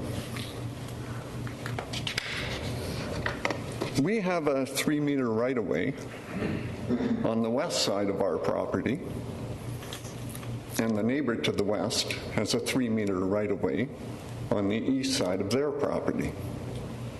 So we've got 6 meters of right-of-way where nothing can ever be built. We're both set back from that, and the proposed heat pump will be, according to the survey provided, 7.5 meters from the adjacent home. The heat pump we've selected is rated under 55 decibels at source, and most conventional new heat pumps are 70 decibels or more. And our building scheme requires sound levels cannot exceed 65 decibels at a lot line anywhere. This is a simple picture of how 55 decibels at source will degenerate to about 37 decibels at 8 meters. And every time sound levels change by 10 decibels, the apparent loudness is cut in half or doubled if the decibels go up. And here's a simple picture of a number of different audible sound levels. The heat pump we're looking at is rated at 55. A normal conversation at a meter is 60 decibels. A mild rainfall is 50, and rustling leaves are 40. And by the time you get to our neighbor's home, we're at around 40. I took a walking survey, and the little red squares represent side yard heat pumps in the neighborhood. And we're the shady lot number 6500. Finally, I did get support from the neighbor next door, and I've had support from the owner of the lot on the other side that is unbuilt. We think the bylaw intends to keep people, minimize the risk of sound bothering people, whether they're in their home or outside. And we understand the bylaw is fairly new, and exceptions should be limited to somewhat different circumstances. We think in our situation, combination of the heat pump and the existence of the two right-of-ways constitute valid reasons for the variance to be approved. Are there any questions? I see none at this point, sir. Thank you very much. Oh, wait. It flickered on, flickered off. Councillor Anderson, do you want to own up to that sign, or you want to, not you, but just one sec. Let's 1 sec. We're going to, no? Yes or no? And then we'll go to Councillor Greaves. You are on or you're off? Okay, well, just a second. Oh, I'm sorry. Councillor Greaves is next. Sorry. Thank you, Worship. Thank you, Mr. Stevens. You mentioned that you said that people like to sit in their backyards with a house like yours with a view. So why wouldn't you want a heat pump in your backyard if it's so quiet? Because if it were in the side yard, it would be even more quiet. Thank you. Now, Councillor Patchy. You're on. Thank you. Would it be possible for you to go back to the slide that showed the deck with the variance and without the variance?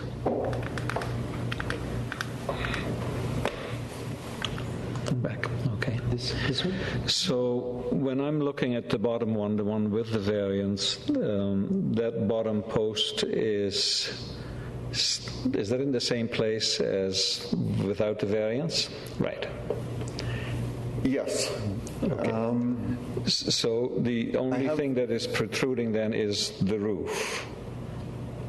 There are 4 posts under the deck. The deck is 45 feet long. Yeah. If the roof goes to the edge of the deck, the 4 posts underneath, 2 of them will support the roof posts.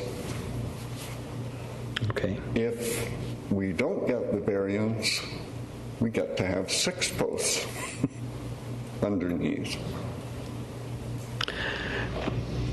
I went to visit Mr. Palmer's property on Ptarmigan, and I have to tell you that even without the variance, I find a house that close to my backyard and that much higher than my own property to be worrisome.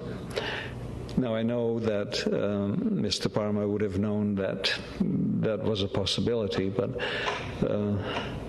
there's something that tells me that I would rather have the first example than the second one that you're given, as from a neighbor's point of view. I find that less intruding than what the bottom one, the variance that you're asking for.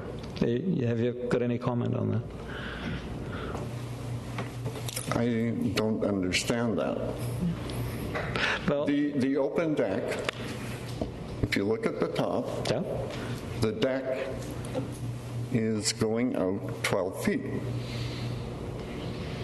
I understand that. It's and the roof, whether the roof that I'm worried covers 12 feet or 8 feet makes a difference. Up to you. That makes quite a difference if I live behind you, I would suggest. That's only the middle 16 feet of the... Still. I'm fine with the heat pump, but I really do have a problem with the roof. Excuse me, but the deck is still going to be the 12 feet extending regardless of where the roof comes? I understand. So, okay, good. Thank you. Councillor Anderson. Thank you, Mr. Chair. With the picture that's shown right now with the roof moved forward. Sir, just a second. Do you want to... My question's to staff. Okay, I'm sorry. Okay. Thank you. Is it true what Mr. Stevens said, that they wouldn't be able to enclose that area of the deck? Your Worship, because it's part of the development variance permit specifically requesting an open deck, they would have to come back and vary that again with council if they ever wanted to enclose it. So, if I may have a follow-up, so it is possible for them to enclose that, but they would have to come back to council in order to vary that? Correct. Thank you. Okay, I see no further questions on this, and the staff recommendation that council issue development variance permit DVP 1. Sorry? Oh, okay. Oh, sorry, Mr. Parmar. Sorry, sir. Thank you, Mayor, and thank you for the council. My name is Armindo Parmar. I live at 6503 Termagan. I just built a house recently, moved there in that house for 6 weeks ago. If the council allowed this gentleman to set back and reduce from 7.5 meter to 6.1 meter or 6.3 meter, and this gentleman has a house already sitting on top of my house because I'm low, he's up there. If the house come any further than that, less than 7.5 meter, I get no privacy left whatsoever on my on my yard. The way I created my backyard, I spent nearly $40,000 to have a little bit of privacy in the backyard. If his house come any further than that, than 7.5 meter, I get no privacy left whatsoever on that. We tried to explain this gentleman. I say, please consider us and the neighbors what's happening, but he doesn't want to care at all, So I hope the council don't allow his rear setback to be reduced. As far as the heat pump concerned, we have no objection if the city council allow his heat pump to move on the side. We have no problem with that. Please don't allow his house to be built any closer than less than 7.5 meter on the rear. Thank you. Charles, you want to say something? Yeah, I'm here supporting Mr. Parmar. I work in the real estate industry, and his question to me was, does a roof structure like that pose any objection to potential buyers and such? And I have had numerous listings in that area, as well up on Kestrel. I have one right now, and that's been the common problem with that house on Kestrel, is everybody that's looking takes issue with the fact of this ominous roof that's facing their yard. And I think the same thing will happen with him. When that roof line is moved out, all of a sudden it'll appear like a blank wall sitting there to anybody sitting in the backyard. So if you look down the middle of the lane, or not the lane, the property line and behind his property and all the others, it's very uniform all the way down there. And that's, everybody in that neighborhood is of the same mindset. Okay, just before we go, is this Councilor McKay to staff or to the delegation? To both, Your Worship. Okay, good. So first question is to staff. The deck, as we see it on the drawing on our agenda, it can be flush 12 feet from the house all the way across? Yes. All the way across the house as an open deck, yes. Okay, so then it's basically the covered portion that we're referring to only. So somebody standing at the railing, if this roof is back the extra 4 feet overall, or let's say 2 feet, it looks like on that center portion, if that cover deck is reduced back, somebody standing at the railing will stand at the same position regardless of whether the roof is there or not. So in other words, this house with this plan, with no variance required, they would stand at exactly the same position regardless. That's correct. Okay, so my next question is for Mr. Parmar, and I feel for both owners because I'm in a similar situation in my neighborhood. Our house is low and the neighbors are up above. We get along with our neighbors, so it's not, the fact that they're overlooking our house doesn't bother us. But in any case, you've suggested, and you've got a petition here, that your neighbors do not want any, if I go to the last paragraph, the following names are local residents to the immediate neighborhood and feel the allowance of the variance will prevent a significant impact on the quiet enjoyment of the residents and an impact on the property values of the homes in the neighborhood. And you suggested to me when I was out there that you were fine with a variance to move the house forward on the property line? We have no problem if the city allow him to move the house forward. That's fine with me. Okay, so then if I look at the drawing, really the only movement of the building, if I'm looking at this variance, if that house moved 2 feet forward, which I believe it has a capacity to do, looking at the front setbacks, if it moved forward 2 feet, he could have his covered deck. Your Worship, we'll just look up the setbacks to confirm that. I'm not sure what impact that would have on the overall height of the house. As you push into the slope, it may cause the height of the house to be over height, and I'm just not sure of that. Plus the utility of the driveway, the owner may have an opinion about whether a shorter driveway impacts his utility of his driveway. Thank you. Okay, Councillor Greaves. Excuse me. Thank you, Worship. Kind of a mundane question here. I didn't catch your name.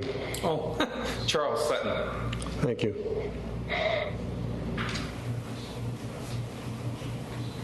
That's it. Oh, okay. Fine. Thank you, gentlemen. I see no further questions at this point.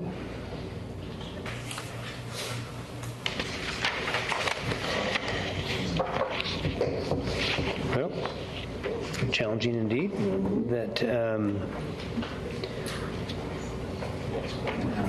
we have the staff recommendation on here, and it's been moved and seconded. Not yet. So, if someone would like to move the staff recommendation of the council issue the development variance. Your Worship. Sorry. Your Worship, I just wanted to follow up on Councillor McKay's question. Okay. And it's a really tricky one on these steep slopes. Probably a great deal of thought's gone into the position of the house based on the driveway grade, because that significantly gets affected with where the position is as the road's up here and the house is down here, so the property falls away as you go down the driveway, as well as the height.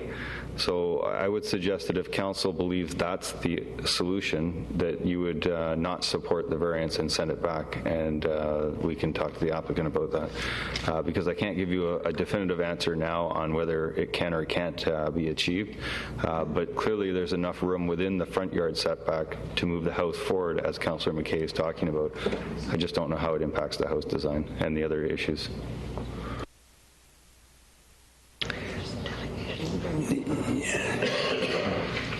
Yes, sir.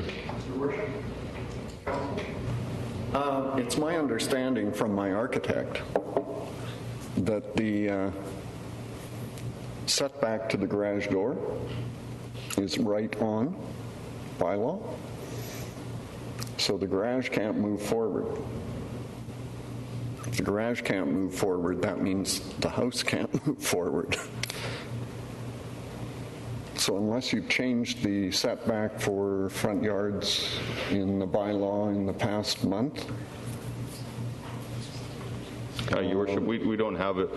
As I said, I just don't have enough information. I mean, clearly the applicant can make a smaller house and achieve all of the goals. So there's all sorts of ways that you could achieve this without a variance. The applicant's come forward with a house design that he's happy with a location that his architect's determined, and I think the council should rule in favor or not in favor of the variance as he's proposing it. Okay, Councillor McKay. Yes, Your Worship. I'm showing 5.34 at the front entranceway where I would appear to be. The garage is 6.02. And am I correct to staff that 4.5 is the setback requirement? 4.5 is the setback for the house and 6 meters for the garage. So if it were a matter of shifting the building on the lot, it would be making variances to other sections of the bylaw. If you're keeping the existing building design as is, you would be varying the section which requires a 6-meter setback for the garage door. You would allow him to have a shorter driveway and whether a variance of the front yard setback. So it's moving the building forward on the lot in order to respond to the concerns that Mr. Parmar expressed in his delegation. So it's a different set of variances than what are under discussion right now. And just to be clear, Your Worship, that would require a whole new notification, and that's why I suggest that you deal with this variance. If you're in favor of it, fine, we can move forward. If you're not, we can certainly look at these options with the applicant and either bring back another variance application or modify his plans.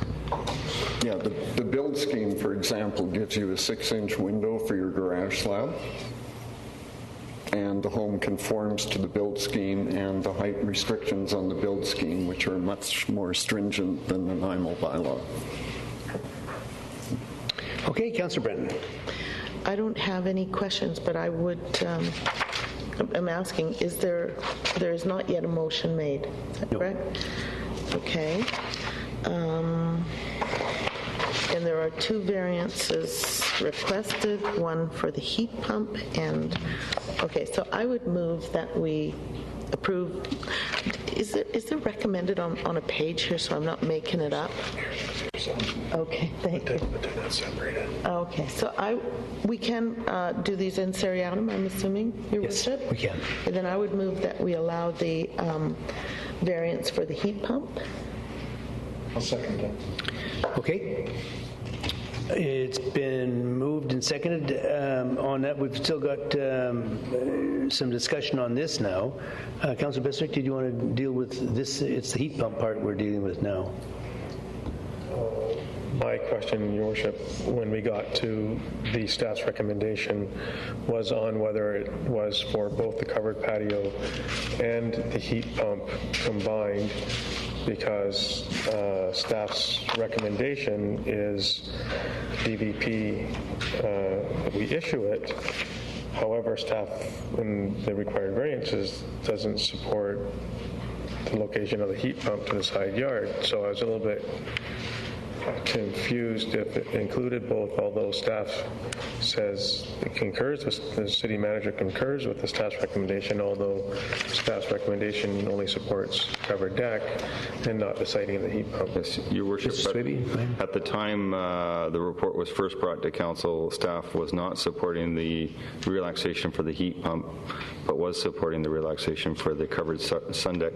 Council amended the motion to advertise to include both variances within the development variance permit request.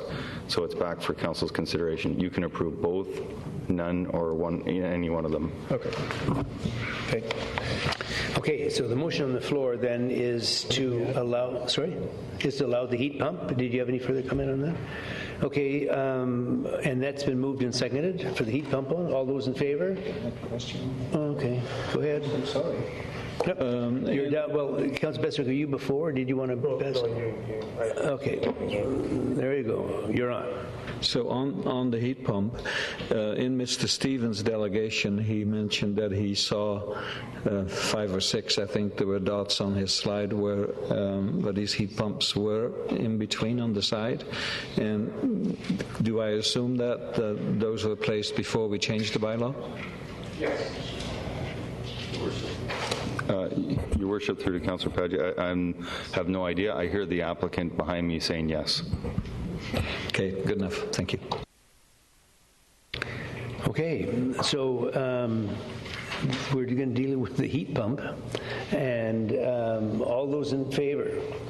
Opposed? The motion carries. Oh, are you opposed? Yes. Sorry, Councillor Greaves opposed. Balance of council in favor. The motion passes on the heat pump portion, and now we're going to have to deal with the variance.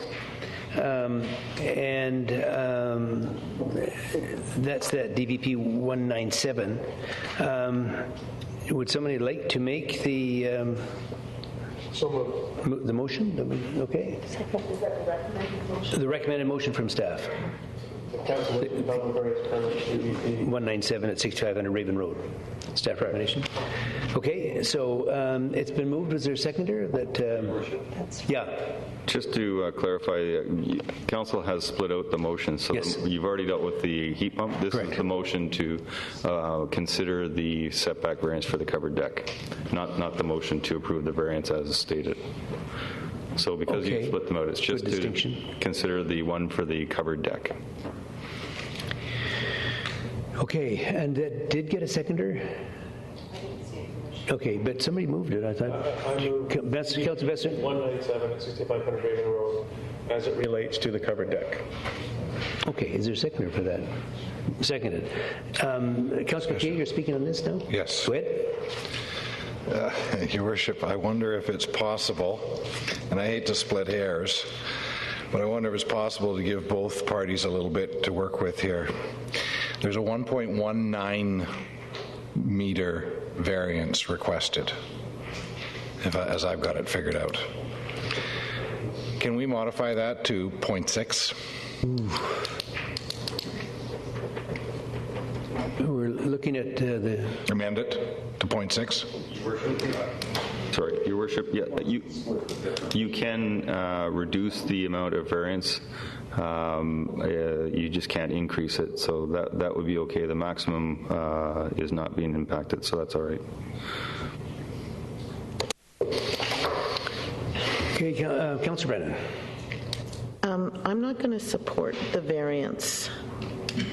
Yes, that was the motion, to support the variance. I'm not going to support it. I think that I share the concerns expressed by Councillor Paggi that it presents a kind of monolithic structure to anyone sitting in the backyard below. I'm not in favor of choosing a number and, say, being Solomon and, as Councillor Graves said, splitting the baby in half, because an architect has designed this. An architect has designed the heights and the widths and all of the things that architects are paid enormous amounts of money to do. I would prefer to defeat this variance and have the applicant and his architect and the neighbors work together to find a solution that is going to fit with all of them. The neighborhood has expressed their desire to have a neighborhood where things are relatively similar, and they're not in favor of taking one house out of the mix and putting a roof over it.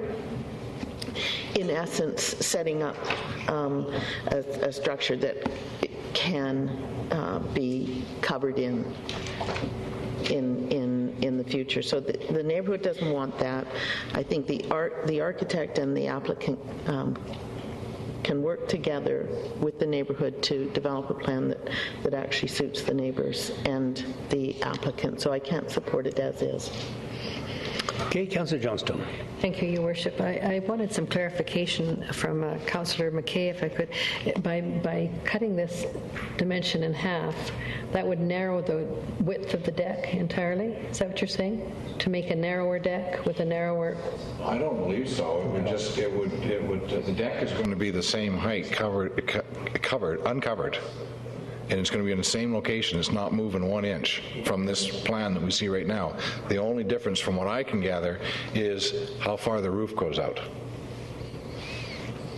That's correct.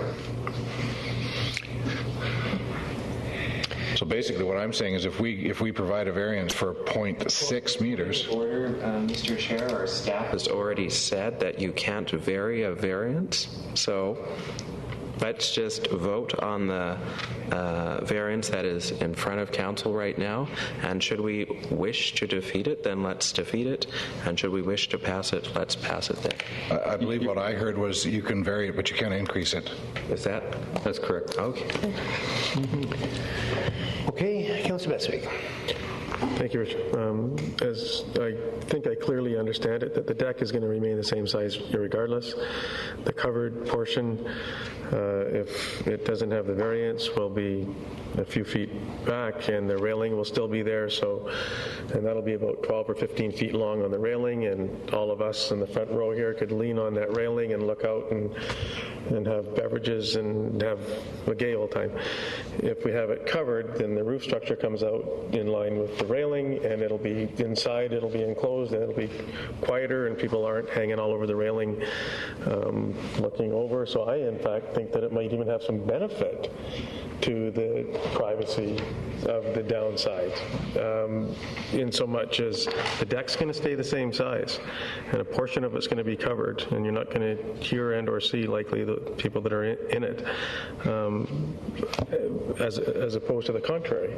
So if we come back a few feet and the glazing or whatever is there, and then there's the balcony and the railing, and you can circumvent the enclosure and hang over the whole front of the railing and on both sides, and I'll be voting in favor of the variance. Okay, Councilor McKay, you're going to have you're on here now, or are you going to have another? You're done. Okay. Well, for my part, I'm concerned about the neighborhood. There's 24 names on this petition against it, and I think there's so much confusion about whether this should or should not be granted, and I'm inclined to vote against the variance, and with the hope and expectation that it'll go back, get the neighbors involved, and come back with something that's more palatable to everyone. So, that said, we'll call for the question. All those in favor? Councillor Bestwick, Councillor Anderson, Councillor McKay. Opposed? We have Mayor Tan, Councillor Patchy, Councillor Johnstone, Councillor Brennan, Councillor Graves. The motion fails. We'll now move into the rezoning application RA 299 for 2022 Latimer Road. Excuse me, Your Worship. Sorry, Jingle Pot. I'm in the. What? I said I want to go home. That was it. We skipped over. Sorry. Okay. So we're doing a development variance permit DVP 199 at 3836 Jingle Pot Road. Staff recommendation of council direct staff to proceed with the required statutory notification for development's variance permit DVP 199 at 3836 Jingle Pot Road. Someone like to move that? Moved. Second. I see any discussion? Seeing none, all those in favor? Opposed? Motion carries.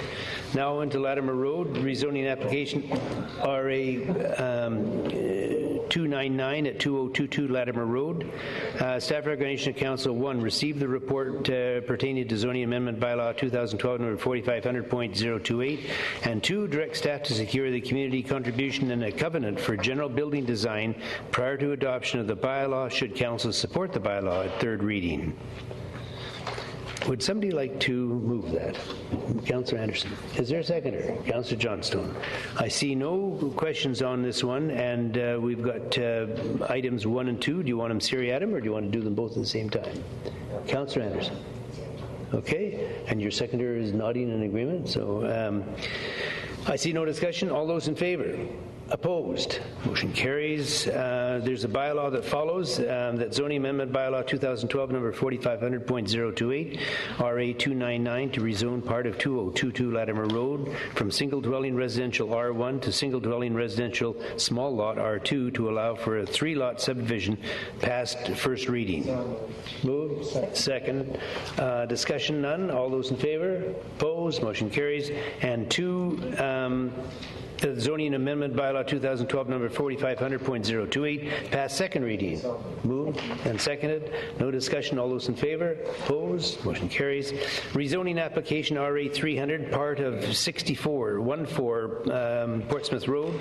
Staff recommendation of Council: 1. Receive the report pertaining to zoning amendment bylaw 2012 number 4500.029, and 2. Direct staff to secure the community contribution for a covenant for general building design prior to the adoption of the bylaw, should Council support the bylaw at third reading. Move 1 and 2. Move 1 and 2. Is there a second? Moved and seconded. I see no discussion. All those in favor? Opposed? Motion carries. I move into the bylaw, that zoning amendment bylaw 2012 number 4500.029, RA 300, to rezone part of 6414 Portsmouth Road from single dwelling residential R1 to single dwelling residential small lot R2 to allow for a 3-lot subdivision past first reading. Moved and seconded. I see no discussion. All those in favor? Opposed? Motion carries. And 2, that zoning amendment bylaw 2012 number 4500.029 passed second reading. Moved and seconded. No discussion. All those in favor? Opposed? Motion carries. Property maintenance bylaw 1990 number 3704. It's requested that Council hear anyone wishing to speak with respect to property maintenance for the properties listed below. Staff recommendation that Council, pursuant to property maintenance bylaw 1990 number 3704, direct the owners of the following properties to remove the materials as listed below from the premises within 14 days or the work will be done by the city or its agents at the owner's cost. And it's my understanding that 2, 3, and 4 have been pulled. Is that correct? So we'll deal with 1, 311 Wallace Street, garbage, overgrown weeds, blackberry bushes, and miscellaneous debris. Is there anyone here in attendance who would like to speak to matters related to 311 Wallace Street? We'll move into item 5, 112 Halliburton Street, overgrown blackberry bushes. Is there anyone in attendance that would like to speak to matters related to 112 Halliburton Street? The next item is 5470 Godfrey Road, discarded household garbage, household furniture, wood, and miscellaneous debris. Anyone in attendance that would like to speak to matters related to 5470 Godfrey Road? 21 Irwin Street, overgrown blackberry bushes and noxious weeds. Is there anyone in attendance who would like to speak to matters related to 21 Irwin Street? The next item, 613 7th Street, mattresses, household furnishings, discarded wood, discarded appliances, a toilet, household garbage, overgrown blackberry bushes, and morning glory, and miscellaneous debris. Is there anyone in attendance who would like to speak to matters related to 613 7th Street? And the final one is 13 Gillespie Street, which will come up under other items in the agenda tonight. Discarded household furniture, wood and wood debris, household garbage, and miscellaneous debris. Is there anyone in attendance tonight that would like to speak to matters related to 13 Gillespie Street? Move staff's recommendation. Second. Moved and seconded. All those in favor? Opposed? Motion carries. Nuisance property, 13 Gillespie Street. It's requested that council hear anyone wishing to speak with respect to the nuisance property at 13 Gillespie Street. The staff recommendation that council declare 13 Gillespie Street a nuisance property pursuant to nuisance abatement and cost recovery bylaw 2003 number 5645, and authorize staff to record and charge for municipal services including police required of this property to abate the nuisances. Move staff recommendation and second. Is there anyone in attendance that would like to speak to matters at 13 Gillespie Street? Seeing none, it's been moved and seconded. All those in favor? Opposed? Motion carries. And item P, the building deficiencies, 13 Gillespie Street. It's requested that Councillor Heriano wishing to speak with respect to the building deficiencies at 13 Gillespie Street. Staff recommendation of council pursuant to section 7.2 and 7.3 of the Community Charter order the owners of 13 Gillespie Street to remove the structure or bring it up to standard within 30 days. Moved and second. No discussion again. All those in favor? Opposed? Motion carries. Move into unresolved building deficiencies bylaw contravention notice at 474 Hugate Street.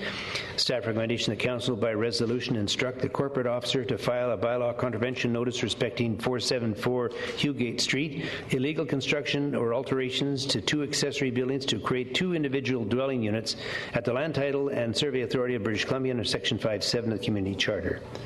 Is there anyone in attendance tonight that would like to speak to matters regarding that 474 Hugate Street? Hugate Street. Seeing none, if somebody would like to make the motion. Move. Second. Moved and seconded. All those in favor?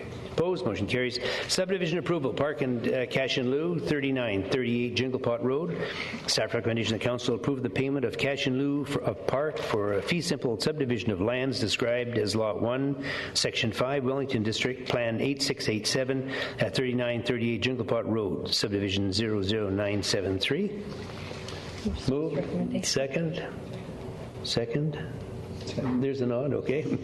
Did you catch the nod from Councillor Anderson? Okay. It's been moved and seconded. Discussion, all those in favor? Opposed? Motion carries.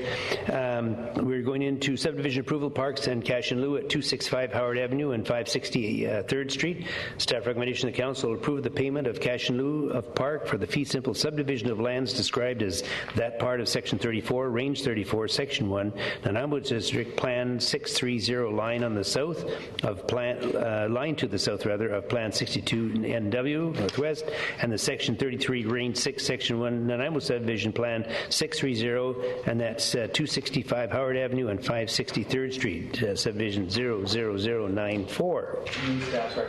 Thank you. Then moved and seconded. All those in favor? Opposed? Motion carries. Moving into community services, renovation of 455 Wallace Street at City Hall.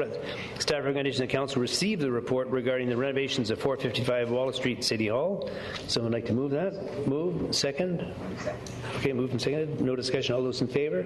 Opposed? Motion carries. Sorry, I meant to ask a question. It's too late. No, we'll go ahead.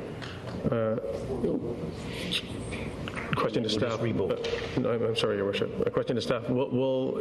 Is there any potential for any other items related to the move from the annex to City Hall than what we have presented before us now? That may be less than 250 or would not accrue more than one item to over?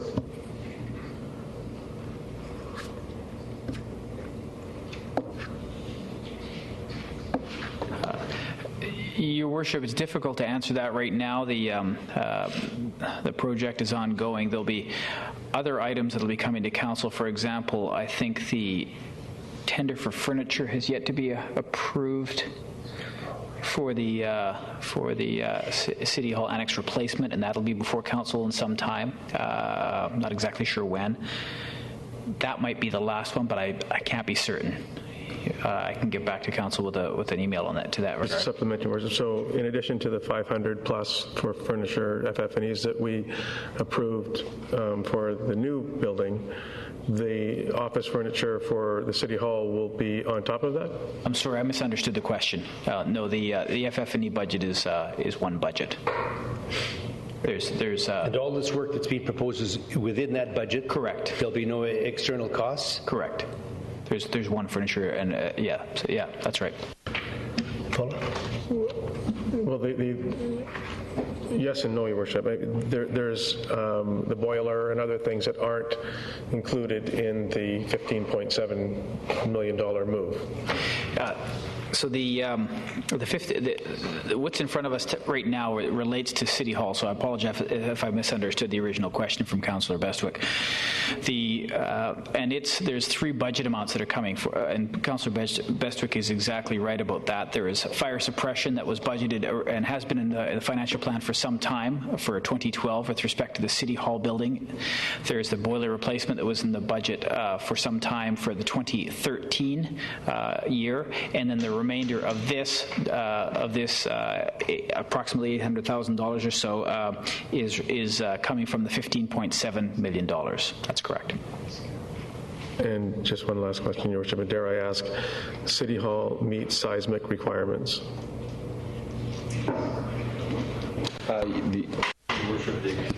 The existing City Hall has been upgraded in the past couple of years, and it is 80% of the code, I believe.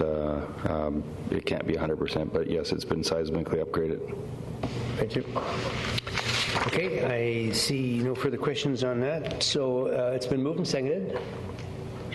And we're going to revote, though, because I think that just in fairness to Councillor Bestwick had a question he wanted clarification on. So I'd like to ask for a revote if everyone's in agreement with that. All those in favor? Opposed? Motion carries. The minutes of the Parks, Recreation, Culture Commission meeting held 2012, January 27th, to be introduced by PRCC Chair, Councillor Johnstone. Thank you, Your Worship. I'd like to move that the Council receive the minutes of the Parks, Recreation and Culture Commission meeting held 2012, June 27. Second. Moved and seconded. No discussion. All those in favor? Opposed? Motion carries. And moving to C, the Harewood Centennial Park Improvement Plan. Yes, Your Worship. I'd like to move that Council receive the Harewood Centennial Park Improvement Plan as a guide for future park enhancements. Second. And I'd like to speak to that, Your Worship, if I may. The Parks Recreation, the park staff have been and Commission have been working on this parks plan that's before you tonight. for the past 8 months. And there's been 2 open houses and community surveys held, Your Worship, and there's been much input into this plan. It's a great partnership plan because we're not only consulting the neighborhood, but School District 68, the students in John Barsby School and faculty, staff, and the community residents. And over 100 people attended this survey, and much debate's gone into it. And we're looking, staff has also gone out to other communities and looked at covered spaces for, there's been some discussion of this community group wanting a covered area for lacrosse players and roller derby activities. And there's a lot of excitement with this plan, and it's going to be phased over a number of years budget-wise. So I'm just asking for staff tonight to accept this plan, this proposal, and perhaps you can all refer to this page in our book, in our package tonight, and it shows the concept plan as it's set forward so far, with the covered area and the sports fields and improvements to where the yard, where all the equipment is being stored now, which will be a much more attractive place in the future. So there was concern about access and egress, and staff have put a great deal of thought and effort into this plan, and I'm hoping that Council will accept this plan tonight as a concept. Okay, thank you. I think I might just hold it up for the benefit of those. This is a 48-page document that is very impressive, and I want to congratulate you and certainly Parks, Recreation and Culture for all the input. And Richard, is this on the website now, on our city website? It is not at the other. I will be shortly. Okay. Sees it tonight. Okay, we have some other questions. Councillor Anderson. Thank you, Mr. Chair. As there's soon to be coming up the Harewood Neighborhood Plan, how does this fit into that plan, or is this just something completely separate from that plan, or will at a later date residents who are going through the neighborhood plan have an opportunity to have input into that? Well, I think Andrew Tucker's going to come up, but we're working with the planning department when we were developing this. We were already into this process when council decided to go to the neighborhood plan. We feel that this is very supportive of, again, the community was already engaged in this. We think it just continues that engagement. It's a little similar when they did the South End neighborhood plan, where we're already doing the Deverell plan update, which also worked well with the neighborhood there. And so we adopted an updated plan for Deverell Park in the South End. This one's just a little bit ahead of the neighborhood plan also. But Andrew might have a comment. The only comment I would add to that is that the neighborhood plan obviously is looking at the full range of land uses, has got some other issues that are going to be considered beyond just the individual site of Harewood Centennial Park. But this gives us a great lead off in terms of where the neighborhood plan, there's a focus already on that site, and the plans started in the neighborhood participation, and so we're just going to hopefully build on that momentum. Thank you. Okay, Councillor Bestwick. Oh, I'm sorry, Councillor Brennan, and then Councillor Bestwick. Sorry. I just wanted to congratulate the Parks and Rec and Culture Commission for proposing this plan. It's a great plan. I really like it. I've spent lots of early, cold, wet days on that park. So it's really good to see it upgraded like this, and I think it'd be a wonderful asset for the people of Harewood and youth in particular. So it's great. Councillor Bestwick. Thank you, Bishop. I agreed with all the comments. Is the school board contributing any resources to the Harewood Centennial Park Improvement Plan?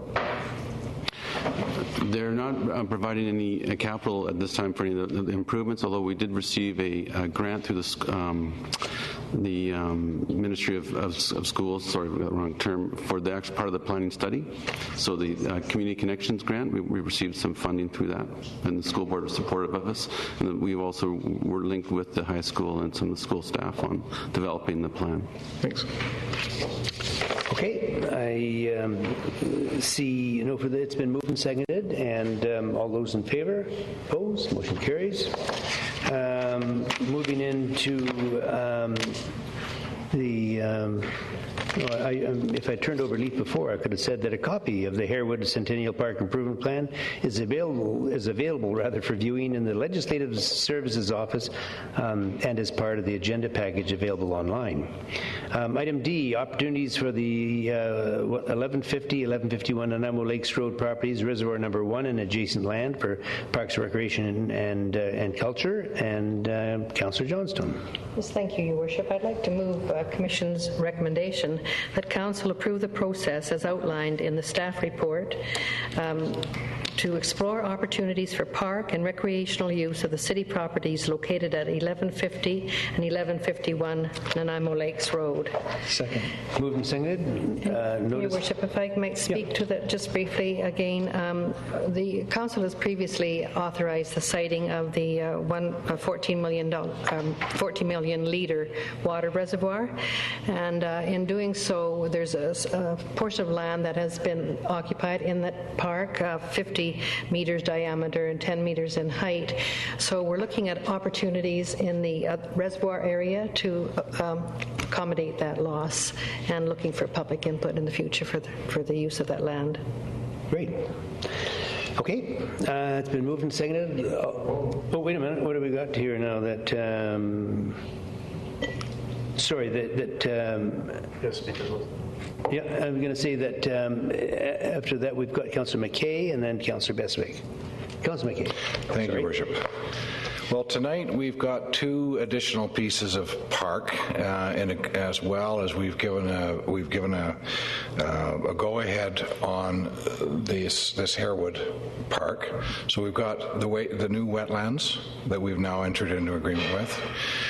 We've got a significant commitment up in the north end, up in Lindley Valley, and all the trails and whatnot that are yet to be constructed as that develops out.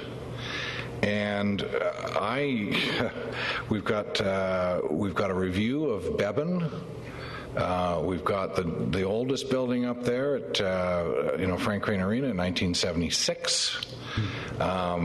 We've got 200 parks in Nanaimo, and I just have to say we've got to stop this. I don't see any numbers attached to any of this stuff. I don't see any budget figures. I don't see any cost estimates, any capital costs, nothing. And I can't support this in any way, shape, or form until we get a complete inventory and a complete review of parks facilities. We've got another one floating around out there for a new science center in Bowen Park. It's just out of control. And Your Worship, and that's precisely why we're only going to be exploring opportunities, and that exercise will not take place until early in 2013. So there's no commitment to expending any of the Commission's budgetary funding for this. It's just to explore opportunities for future. So we're not talking about a significant amount of money. My problem is that this science center has gotten legs and is starting to walk, and it's never even been in front of council. As an example, I've got some real concerns about this stuff getting lives of its own. If we agree with this now, next thing you know, we're going to start seeing budgets and so on and so forth, and all kinds of big grandiose plans with no idea where the money's coming from. Got a real concern about that.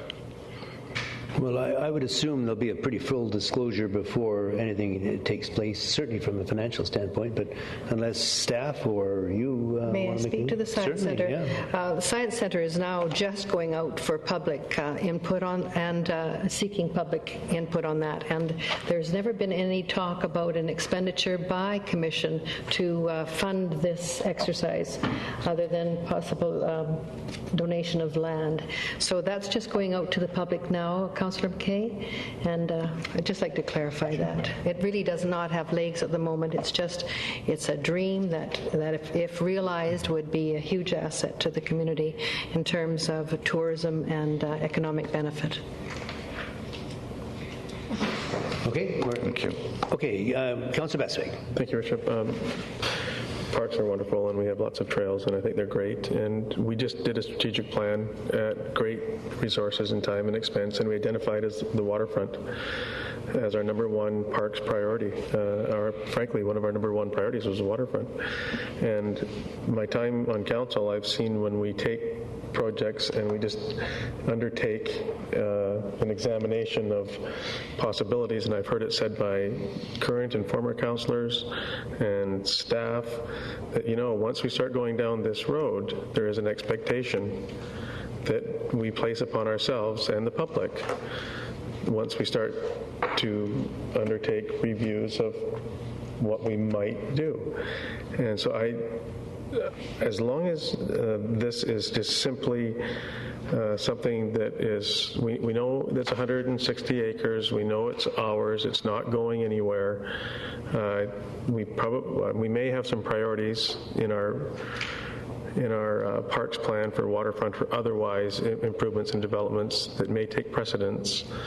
I have no objection to doing multiple things and entertaining multiple things, but I would certainly implore upon us not to do anything more than explore this opportunity.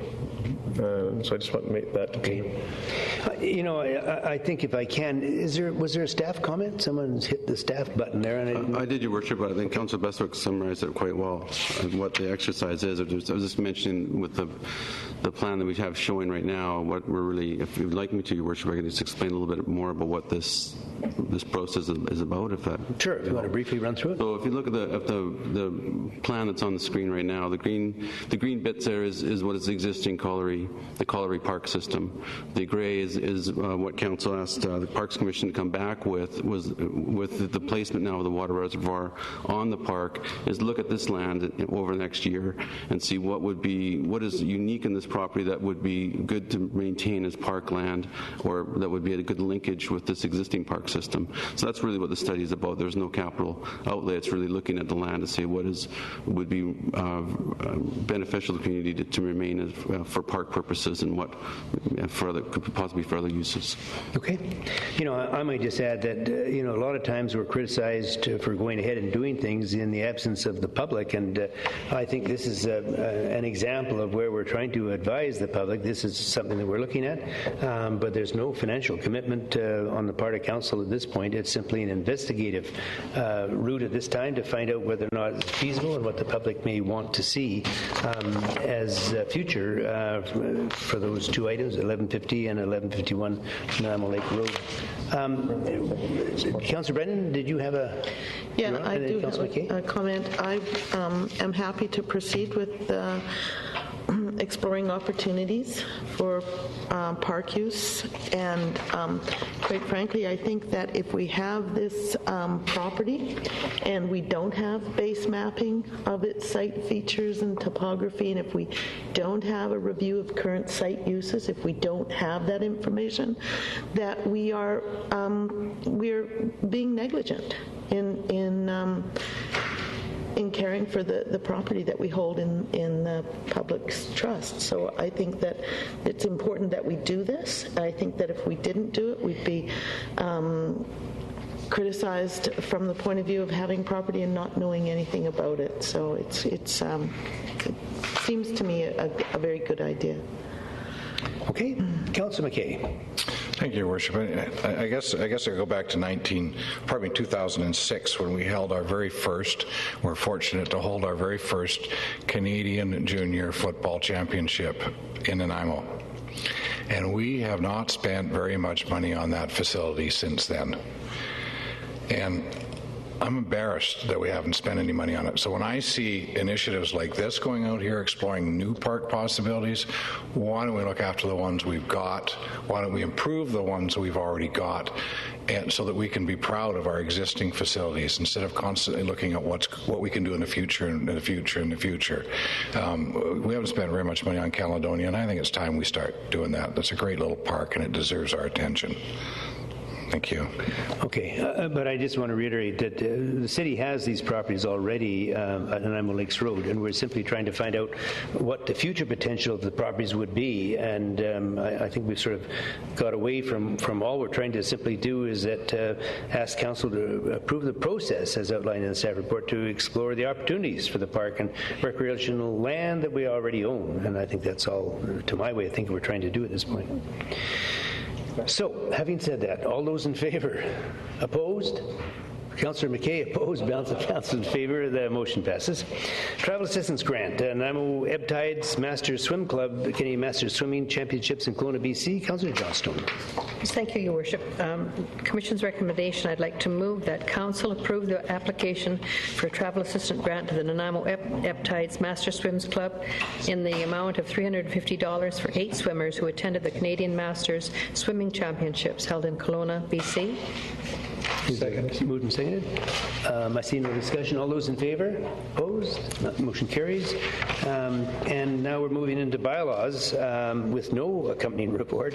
That zoning amendment bylaw 2011 number 4500.011 RA 285 to rezone 5341 Dunster Road from single dwelling residential R1 to single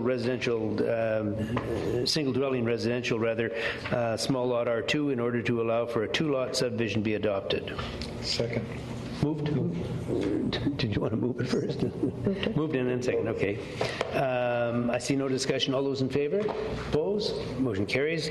And B, that zoning amendment bylaw 2012, number 4500.019, RA 281, to rezone 6975 Island Highway North from Rural 1, RU1D, to Woodgrove Urban Center, CC4, in order to facilitate development of a commercial building be adopted. Moved? Second. And seconded? No discussion. All those in favor? Opposed? Motion carries.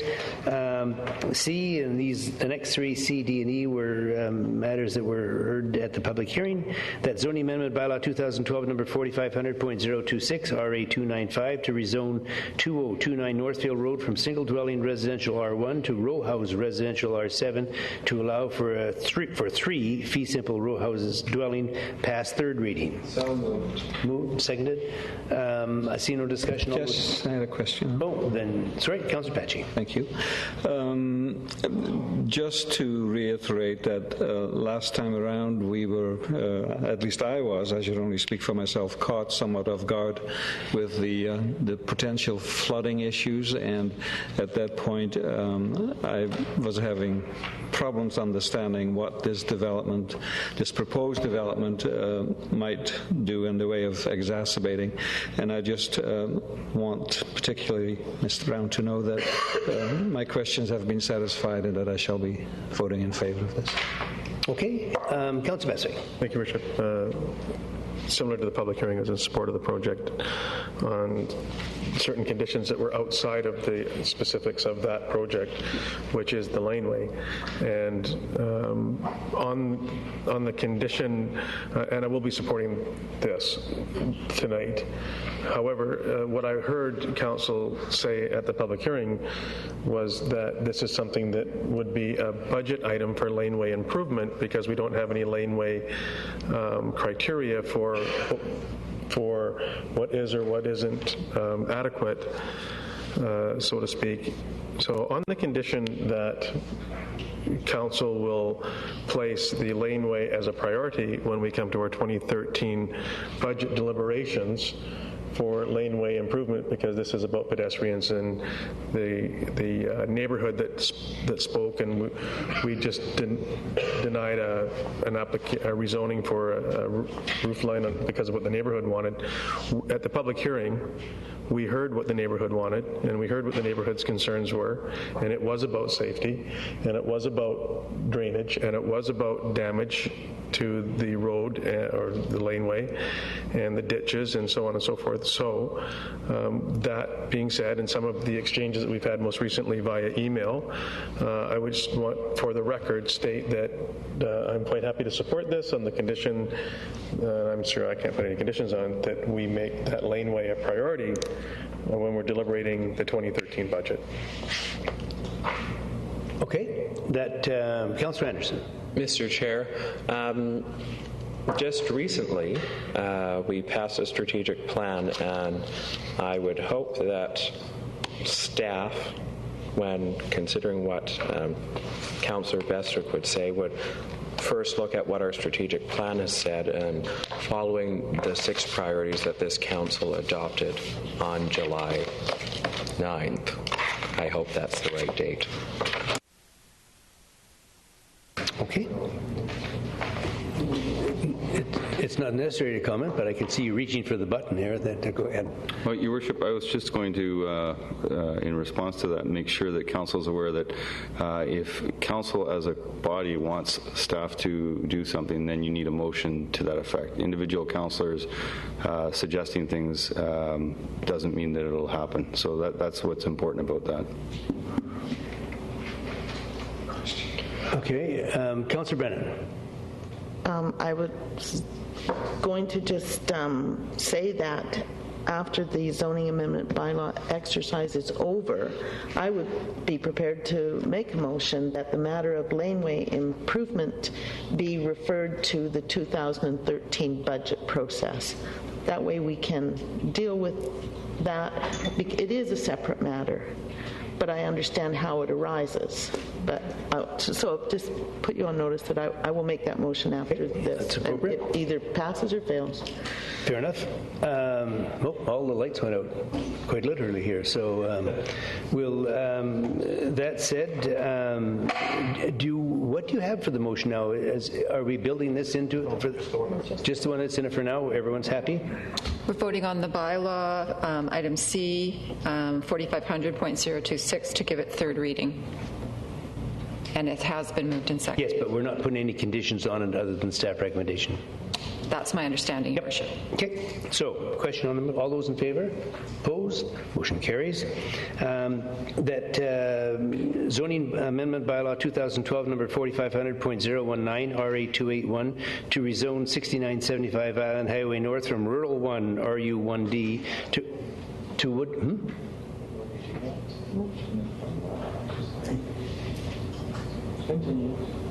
Thank you. From RU1D to Woodgrove Urban Center, CC4, in order to facilitate the development of a commercial building be adopted. Thank you. Is there a seconder? Moved and seconded. No discussion. All those in favor? Opposed? Motion carries.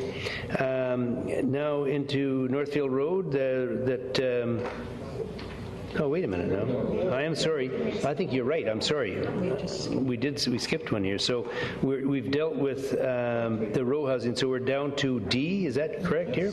That zoning amendment bylaw. Thank you, Mr. Councillor Anderson. That zoning amendment bylaw 2012 number 4500.027 RA297 to rezone 2350 Barclay Road from single dwelling residential R1 to single dwelling residential small lot R2 to facilitate a 2-lot subdivision past third reading. Anyone want to go? Councillor Brennan moved. Councillor Anderson seconded. Councillor Johnstone. Thank you, Your Worship. I had asked this bylaw to be deferred in order to get more information, Your Worship, and primarily my concern was not the subdivision of the property itself, because I agree that that upzoning is the way to go with our new bylaw, but I was concerned about the neighbors' trees, and I'm going to support this tonight, but I'm going to appeal to the developers to please exercise caution when excavating, if at all possible, to try and preserve these trees. The lady is holding you in trust, and I am too, to try and save these trees from being destroyed. I understand it's a civil matter, the trees growing into the next door neighbor's property, but there may be some way you can excavate without damaging the trees. I really would like a staff opinion on this one now. That are we allowed to, or is council able to make that guarantee about the trees? No, they're not. Okay. So what do you make of it? I've just asked. Casual observation? Yeah. Okay. Well, certainly, this is This is the time in a rezoning application. If you would like to put restrictions on, then we can do that. We can have a development be sure that the tree that you're referring to is protected, but there are no guarantees. That's a difficult thing. Or you can take the soft approach that you're talking about, where we ask the developer to take as much caution as possible. The soft approach would be fine for me, Your Worship, if staff can work with the developers.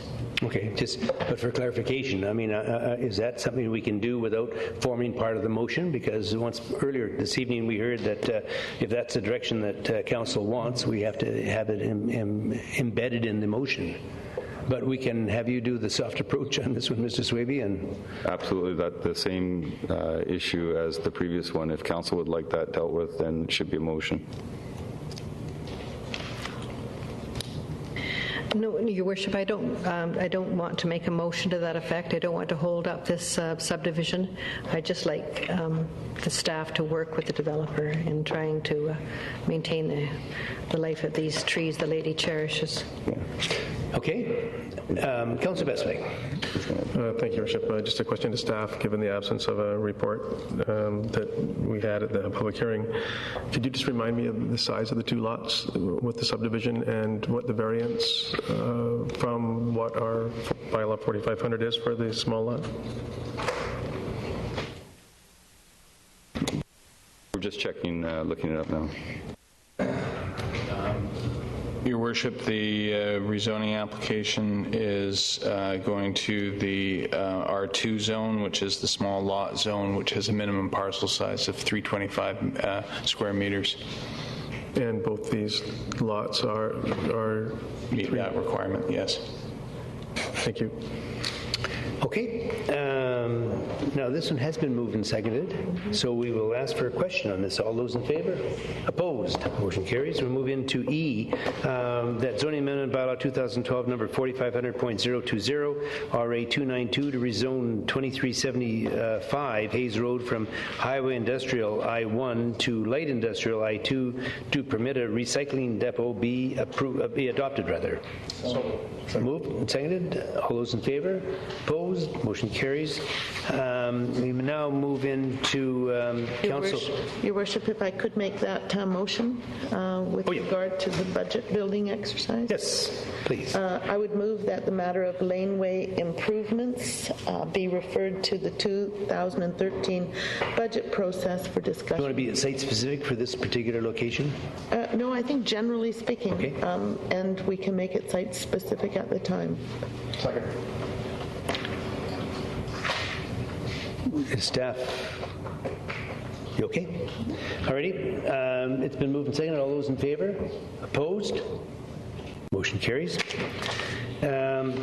We move down into item 13, council appointments, and I just would like to announce that council has appointed Mr. Blake McGuffey to serve as a City of Nanaimo representative to the Downtown Nanaimo Business Improvement Association for a term ending March 31, 2015. And we'll now move down to item 16, question period. Agenda items only, obviously.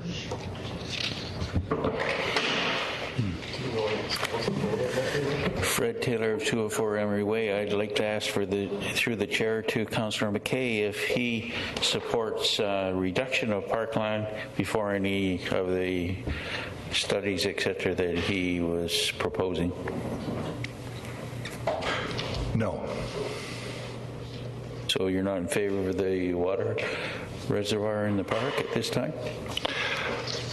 I'm suggesting that we spend our money on the parks we already have, Mr. Taylor. We're constantly looking to the future. I support the park's excellent idea of compensating our parkland that we provide for other purposes. In other words, if some of it's going to water, they're sure doing their job to make up for it by looking at adjoining land. Okay. Thank you, sir. So I see no other questions. Move to adjourn. Okay, is there a seconder? We stand adjourned. Thank you very much.